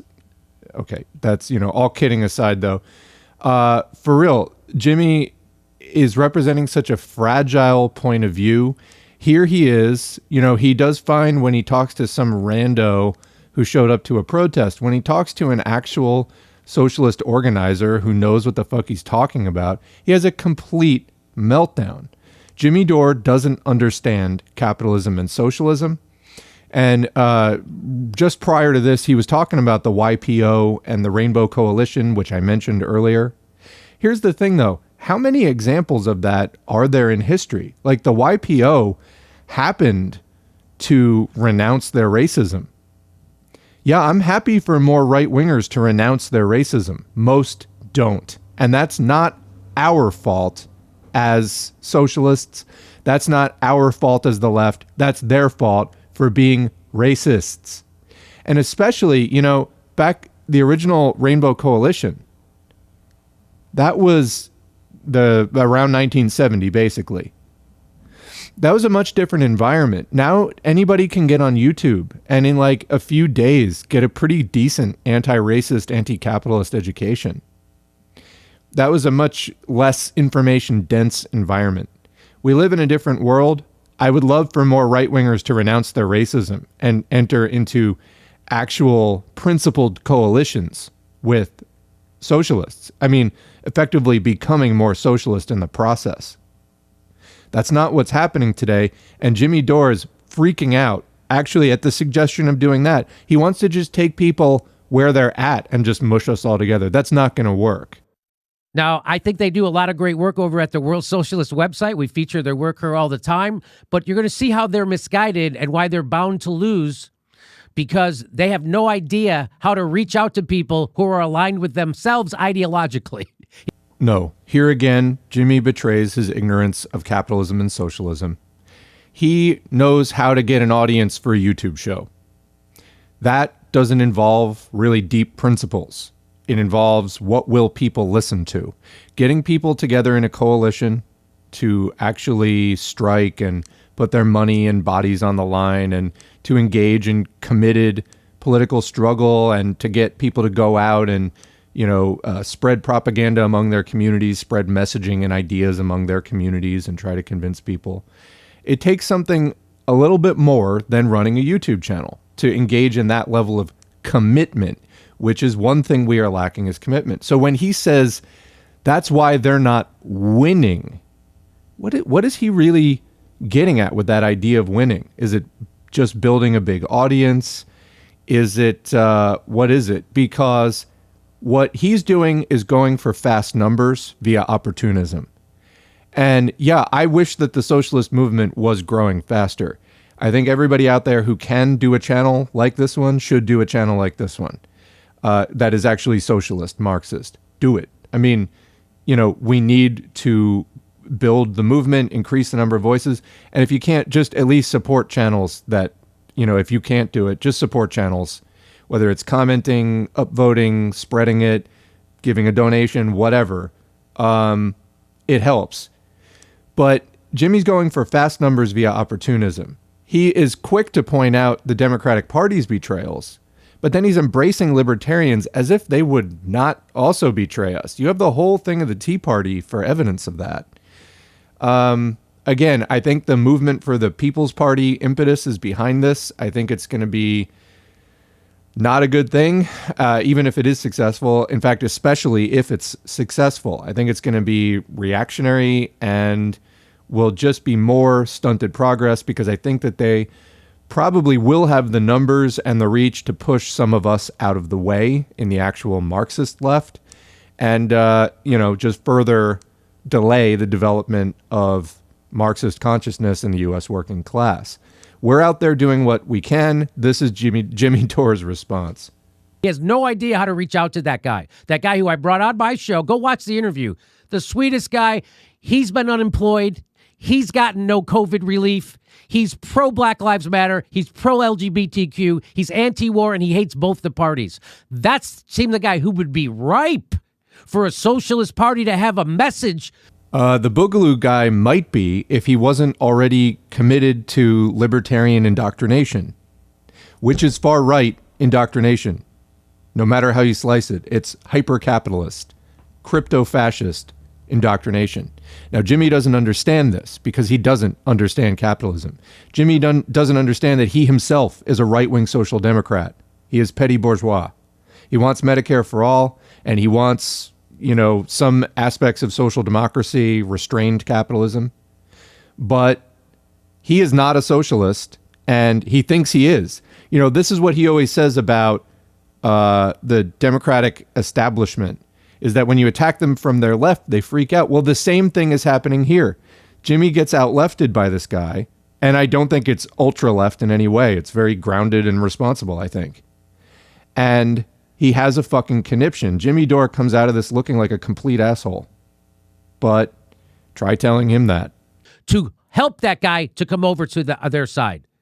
That's what they're supposed to do. In fact, it's incumbent on them to have a recruiting message for people like that. Because as we all know, economic disasters create people who are ripe to be taken over by right-wing demagogues. So that's why if you're a true socialist or a leftist, you got to get to them. It's exactly what we're doing, Jimmy. Are you helping? Are you? AOC may be our enemy. So are the fucking Boogaloo boys. Neither one is our friend, okay? Neither one is. The same way that you might get some DSA people to come further left and be Marxist, you might be able to get some Boogaloo boys to drop the libertarian horse shit. You might. But half the country is pretty apolitical. Wouldn't it make more sense to go for them? Well, that is what we're doing.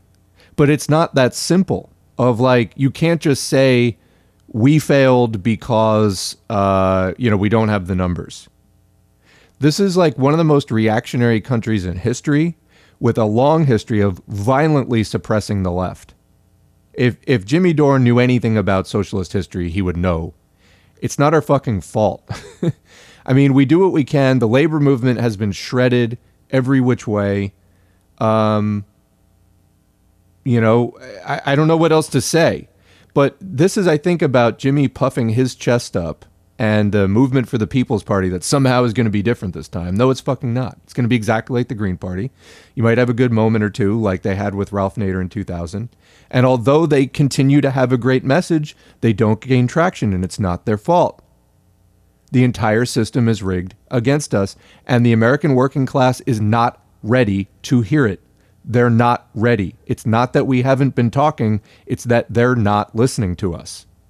That's not on us. You can be persuasive. You can put yourself out there. And I do think we need to put ourselves out there more. But the message hasn't really changed. I mean, and then beyond this, you can get into different strategies like, do we support liberal protests and try to pull them left? Or do we take a more militant approach? We're not even at that level of, debating tactics here.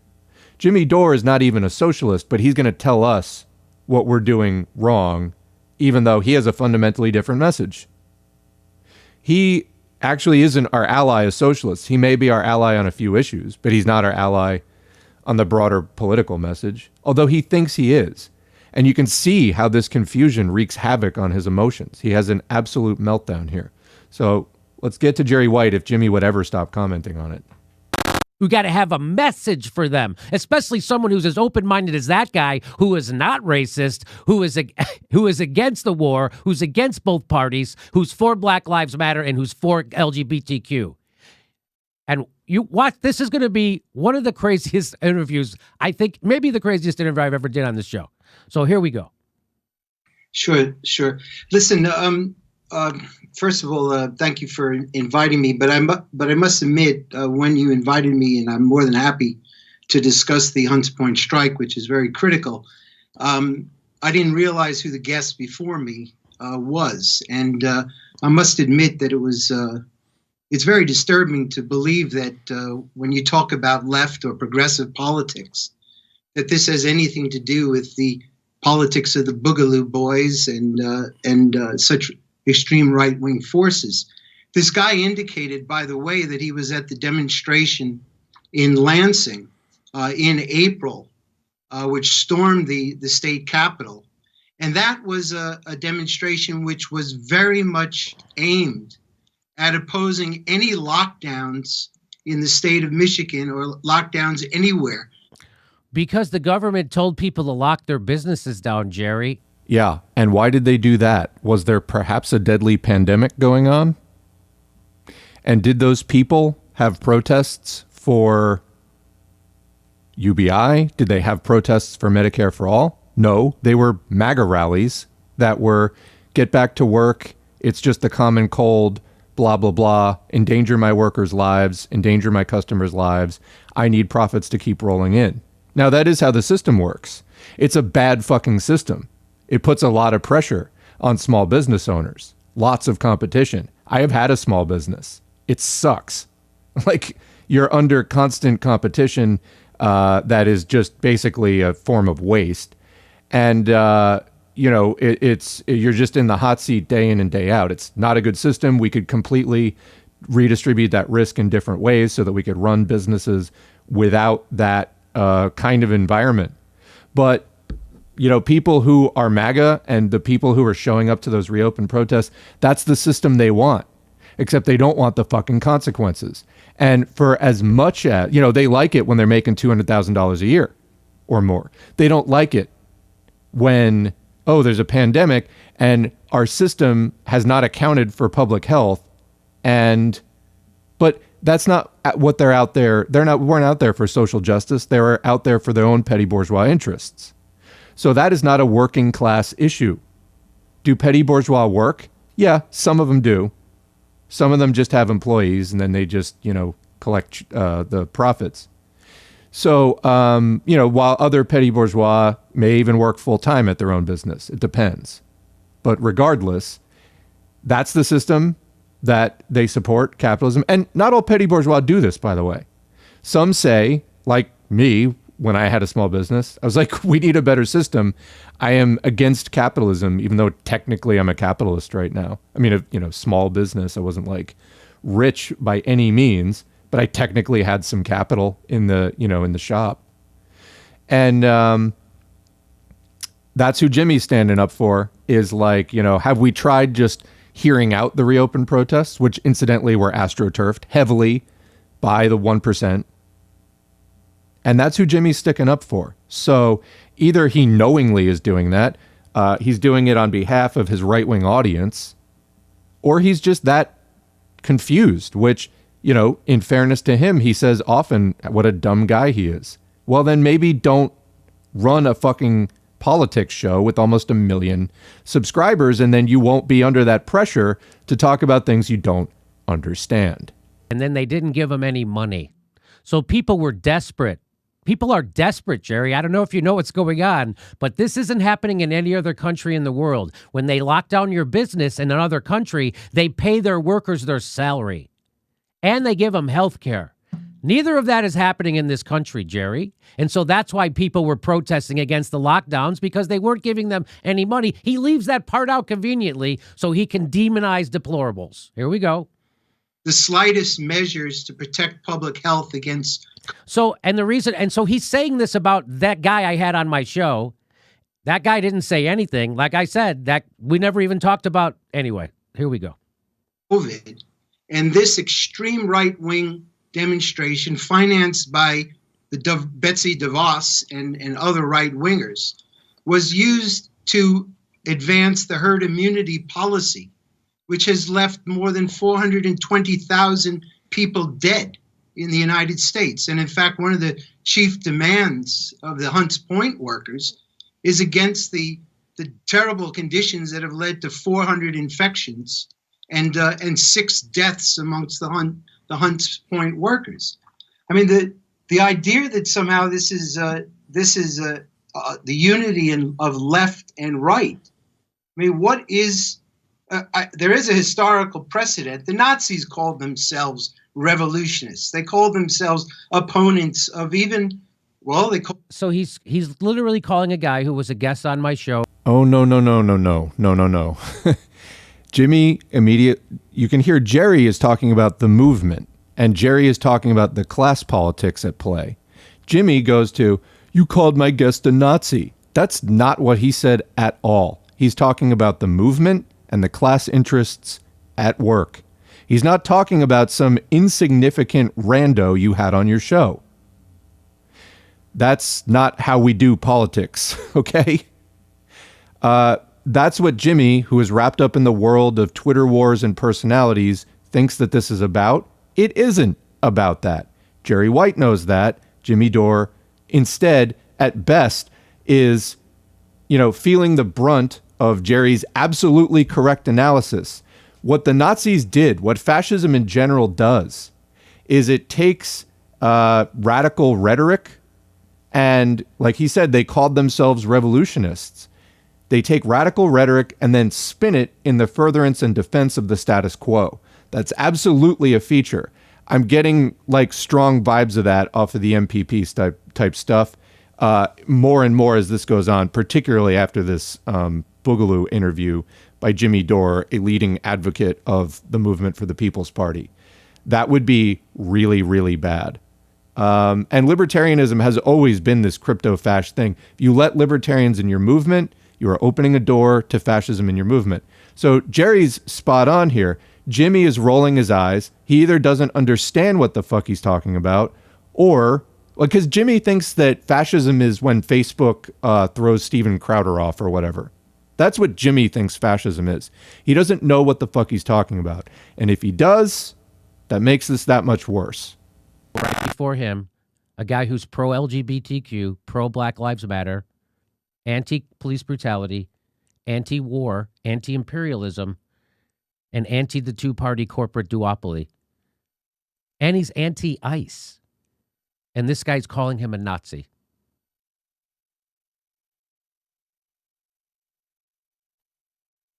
It's kind of like the people like this on the left want to drive a wedge in our country. No, it's kind of like we don't want fascists in our movement. We don't want to reach out to people who wittingly or unwittingly are embracing policies that are the exact opposite of everything we stand for as socialists. Is that too hard to understand? I did a video on the astroturf nature of the reopen protests. That's fact. I read a lot of articles about it. Here also I'm putting on the screen is a picture of a Boogaloo boy. I had this up on the old S4A Facebook page. In the back of a truck that says it's time to get back to work with a shotgun. This is part of the reopen protests. You tell me, which is fascism? Guys with shotguns telling you it's time to get back to work? Or this guy, Jerry White, who's telling you don't reach out to the guy with the shotgun in a truck that says it's time to get back to work? The international Jewish capitalist conspiracy. This has nothing to do with left politics. It has nothing to do with progressive politics. My movement, the Socialist Equality Party, we're seeking to build a genuine movement of the working class. That's why we've intervened among the striking workers at Hunts Point. We are above all internationalists. I mean, the right wing promotes nationalism. They tell American workers, as Trump does, that the cause of our problems are Mexican workers stealing our jobs, everything the trade unions have promoted for 40 years that have produced a disaster for the working class. American workers are in a struggle against global corporations, global banks, and we cannot take one step forward unless we unite with our brothers and sisters all over the world against the capitalist system. But not people willing to unite with you in your own country. You know, for somebody who whines as much as he does, Jimmy Dore, about bad faith attacks, the guy's a libertarian. He is pro-capitalism. That's what libertarianism is all about. No, we don't want unity with capitalists. Is that so hard to understand? There are hundreds of millions of people out there we could unite with. Why, for Jimmy Dore, is that Boogaloo fuckhead the priority? Why? You're going to be able to vet people in other countries for their whatever it is you don't like about them. But a guy right here who's, again, pro-LGBTQ, pro-Black Lives Matter. Oh, wait, is he pro-LGBT, anti-war, pro... How many times is Jimmy going to say this? Just go ahead and join the Libertarian Party, because this is Libertarian Party propaganda. It is literally more inclusive imperialism. You can't run advanced capitalism without empire and war. You can't. Somebody needs to tell Jimmy Dore this so he shuts the fuck up already. It's rainbow imperialism. That's what he's advocating right now. And you're going to vet people in other countries, he asks sarcastically. Yes, other countries have left parties. You work with those parties. It's simple. If you knew anything about socialist history, you would see a history of that. You don't work with right-wing populists because they're fascists. That, I think, is the real problem here. Jimmy Dore, who identifies, Facebook taking Alex Jones offline as fascism, couldn't identify a fascist if it was right in front of his face. I think that that's the basic problem here, is people can't recognize fascism when they're looking right at it. We're not in full-blown fascism yet. I think Trump is the dress rehearsal. It's getting damn close. George W. Bush was, I would say, proto-fascist. The Tea Party was the next step. That's when they brought all the constitutionalists and the hyper-patriots and all those people out of the woodwork. All the far right converged. Trump gave them an even bigger platform. They consolidated, and they're coming back. And no, there's nothing worth anything in that movement. Look at that movement. Have you watched 5 seconds of a MAGA protest? Could you imagine yourself in a MAGA protest for even an hour? I couldn't. It's repulsive. Yet Jimmy Dore thinks that people who have been going to all these MAGA rallies without leaving, are turning inside out with disgust, that those people are likely allies for socialists. When, again, he is himself not a socialist. There's kind of a hilarious clip coming up when he asks Jerry if he's a communist. Jimmy Dore, what are you doing? Are you doing this knowingly, or are you just really dumb? Anti-police brutality, anti-ICE. That guy's somehow beyond the pale for guys like that. And you see why lefties don't organize right. You see why. You see why you never heard of this guy. You see why this guy's never accomplished anything. Now, these are disgusting cheap shots that Jimmy's taking that I can only interpret as that this guy is really getting to Jimmy. Jimmy's always saying people hate being out-lefted. That's exactly what's happening here. And it's happening in a really concrete and articulate way. Jerry White is laying it down in a serious way. And it's, Jimmy, what Jimmy was looking for when he keeps bragging about, oh boy, the PC patrol sure won't like that I interviewed this guy. He's expecting controversy that he can ride to more popularity. What's happening instead is he has an actual socialist on who makes him look like the absolute asshole that he is on stuff like this. He's no socialist. He can't do grand strategy. He's for a couple of the right things. He's against the Democrats. He's for Medicare for all, etc. So is 70% of the country for Medicare for all. That doesn't make him a genius. But that's what's happening here. Come on. Listen to what you're saying. That's why nobody's heard of this guy. Do you know anything about the history of left suppression in this country? I mean, not to mention that the whole working class considers itself embarrassed millionaires and mostly don't want to get organized.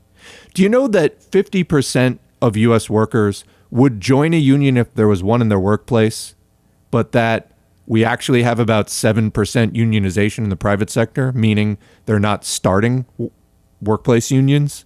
Why is that? It's fear. People are terrified. It's not because the left aren't organized enough. The desire is there. People are suppressed by fear, intimidation, terror. We're being terrorized by the capitalist class. You can't put that on this guy because he happened to show you up on your fucking YouTube show. Fuck you, Jimmy. That's really petty. Also, you clearly thought, he was good enough when you booked him on your show.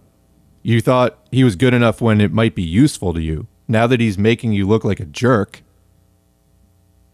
while, just laying down some facts, you can't handle it. And I guess that, people have heard of Jimmy Dore means you're right or you're better or whatever. No, it just means you're pandering. The fight for socialism is a difficult one in a country like the United States. In fact, if it's going too easily, question it. And that's not that the difficulty makes it better. It's that this is a deeply anti-socialist country. And if things are going well for you, just take a step back and ask yourself, am I actually being true to this thing or not? Jimmy's about the numbers, and I got to think it's about the bucks. And he's just taking utter cheap shots at this guy who, again, it's good enough when his organization is writing articles that he's going to use for stories on his show. But as soon as he disagrees with him on something that Jimmy's trying to play for its controversy value, Jimmy has a fucking meltdown, which only gets worse as this clip goes on. Jimmy Dore, I have to say, I think is like virtually non-functional in terms of his anger problem. It was so bad in the Trump years until very, very recently when he deliberately, I think, started toning it down. I would tune in occasionally, and it was like I felt literally bad for the other people in the room. It was so uncomfortable. It was like I remember going over to friends' houses as a kid, and when their parents would start yelling at them, and it just got uncomfortable. It was like that same feeling of just like, this doesn't feel okay. And I listen to a lot of politics, and, I'm angry. People who care are angry. There's something off-putting here. And I think, this guy, it's, you watch when he's confronted in a professional and calm way by somebody, and he just loses his shit. I really wanted to make that very clear. It is flirting with such elements, the libertarian elements, right-wing elements like that. Those are the people who... You're flirting with libertarian... Oh, my God. You're not allowed to talk to libertarians. No, you're really not. Libertarians are scum of the earth, gutter trash. We're living in a situation 40 years into neoliberalism where basically exactly what libertarians have been advocating all along. I mentioned their emergence in 1970 was symptomatic of the ruling class's consensus that social democracy must be swept aside and deregulated. That's neoliberalism. That's libertarianism, a return to classical liberalism. At best, it's a waste of time. At worst, they're going to fuck up your movement. So no, why are you wasting air on it? And Jimmy wasn't just talking to him in a very non-critical way. He was promoting him, which he continues to do throughout this whole thing. But look, he says he's this and he's anti-war, Jerry. If you knew two shits about politics and capitalism, political economy, you would know libertarians, it's a ruse, and you're falling for it hook, line, and sinker. At best or at worst, you know what it is, and you're trying to sell it to your gullible audience. You're flirting with You're flirting? You mean I'm working with other Americans on a common interest? Oh, so now we're going to go collaborate across class lines because we're all Americans. Sounds a little like right-wing nationalism to me. What do I know? Just a Marxist. Like when Bernie Sanders works with that right-winger Mike Lee on Yemen, that's bad. No, not like that. What are you even talking about? You're talking about two elected representatives of the imperial government doing something in collaboration. We're talking about building a movement in the streets and communities and workplaces. What are you talking about?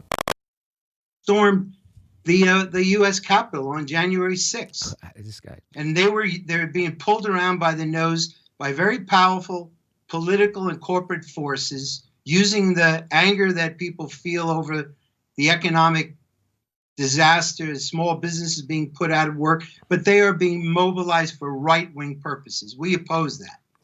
Yes, as does anyone with any sense. If you can convert those people, that's one thing. Until you've converted them, they're a threat to you. They're literally a danger to your movement. Now, it goes on here. Jimmy decides to remind us how like liberal sounding this guy is socially. It doesn't matter. That's not the question. We don't care about your one rando who Jimmy started his video off saying he may not be representative.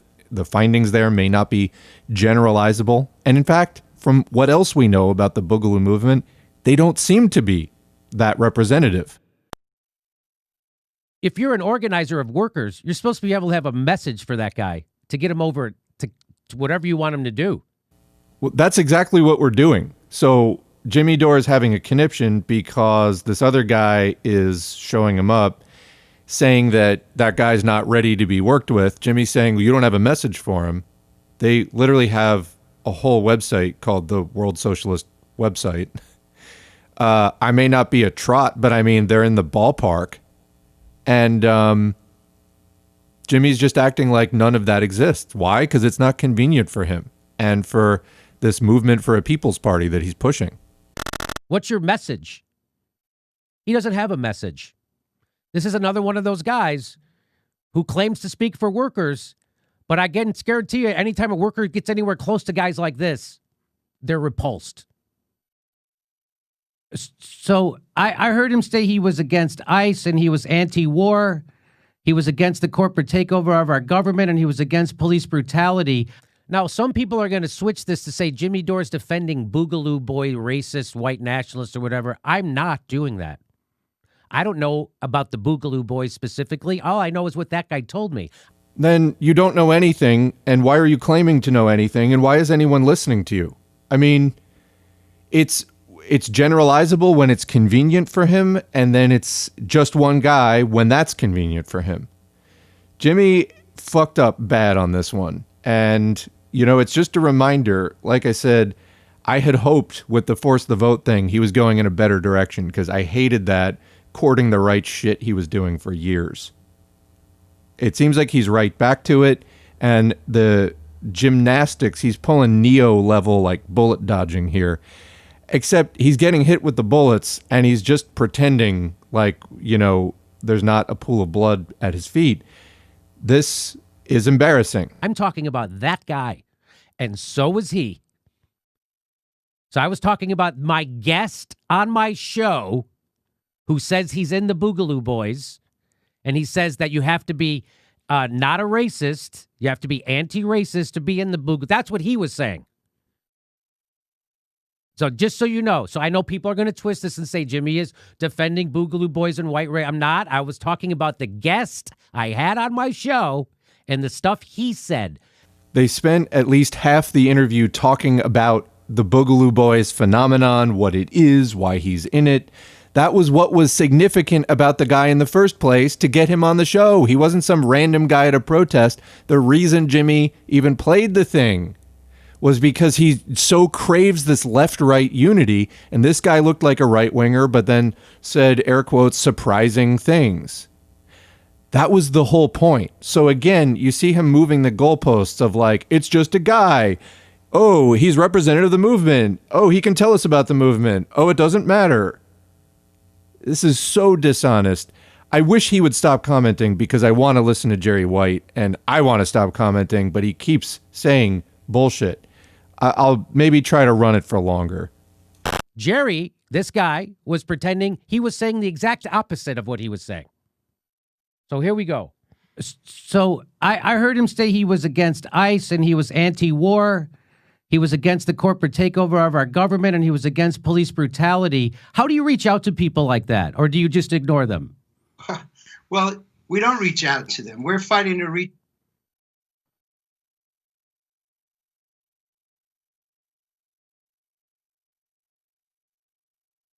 That's not how organizing works.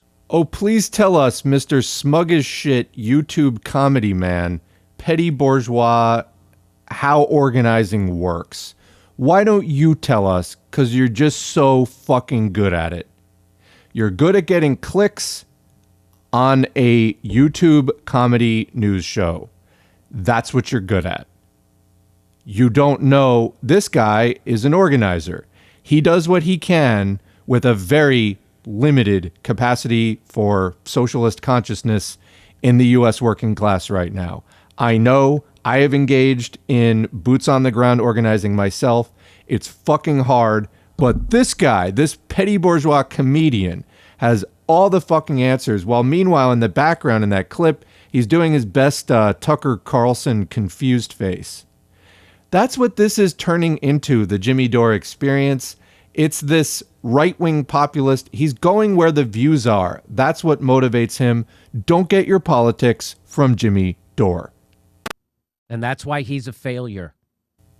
So this guy is such a failure that Jimmy Dore had him on his show to discuss a successful strike that he is involved with organizing and promoting and sustaining.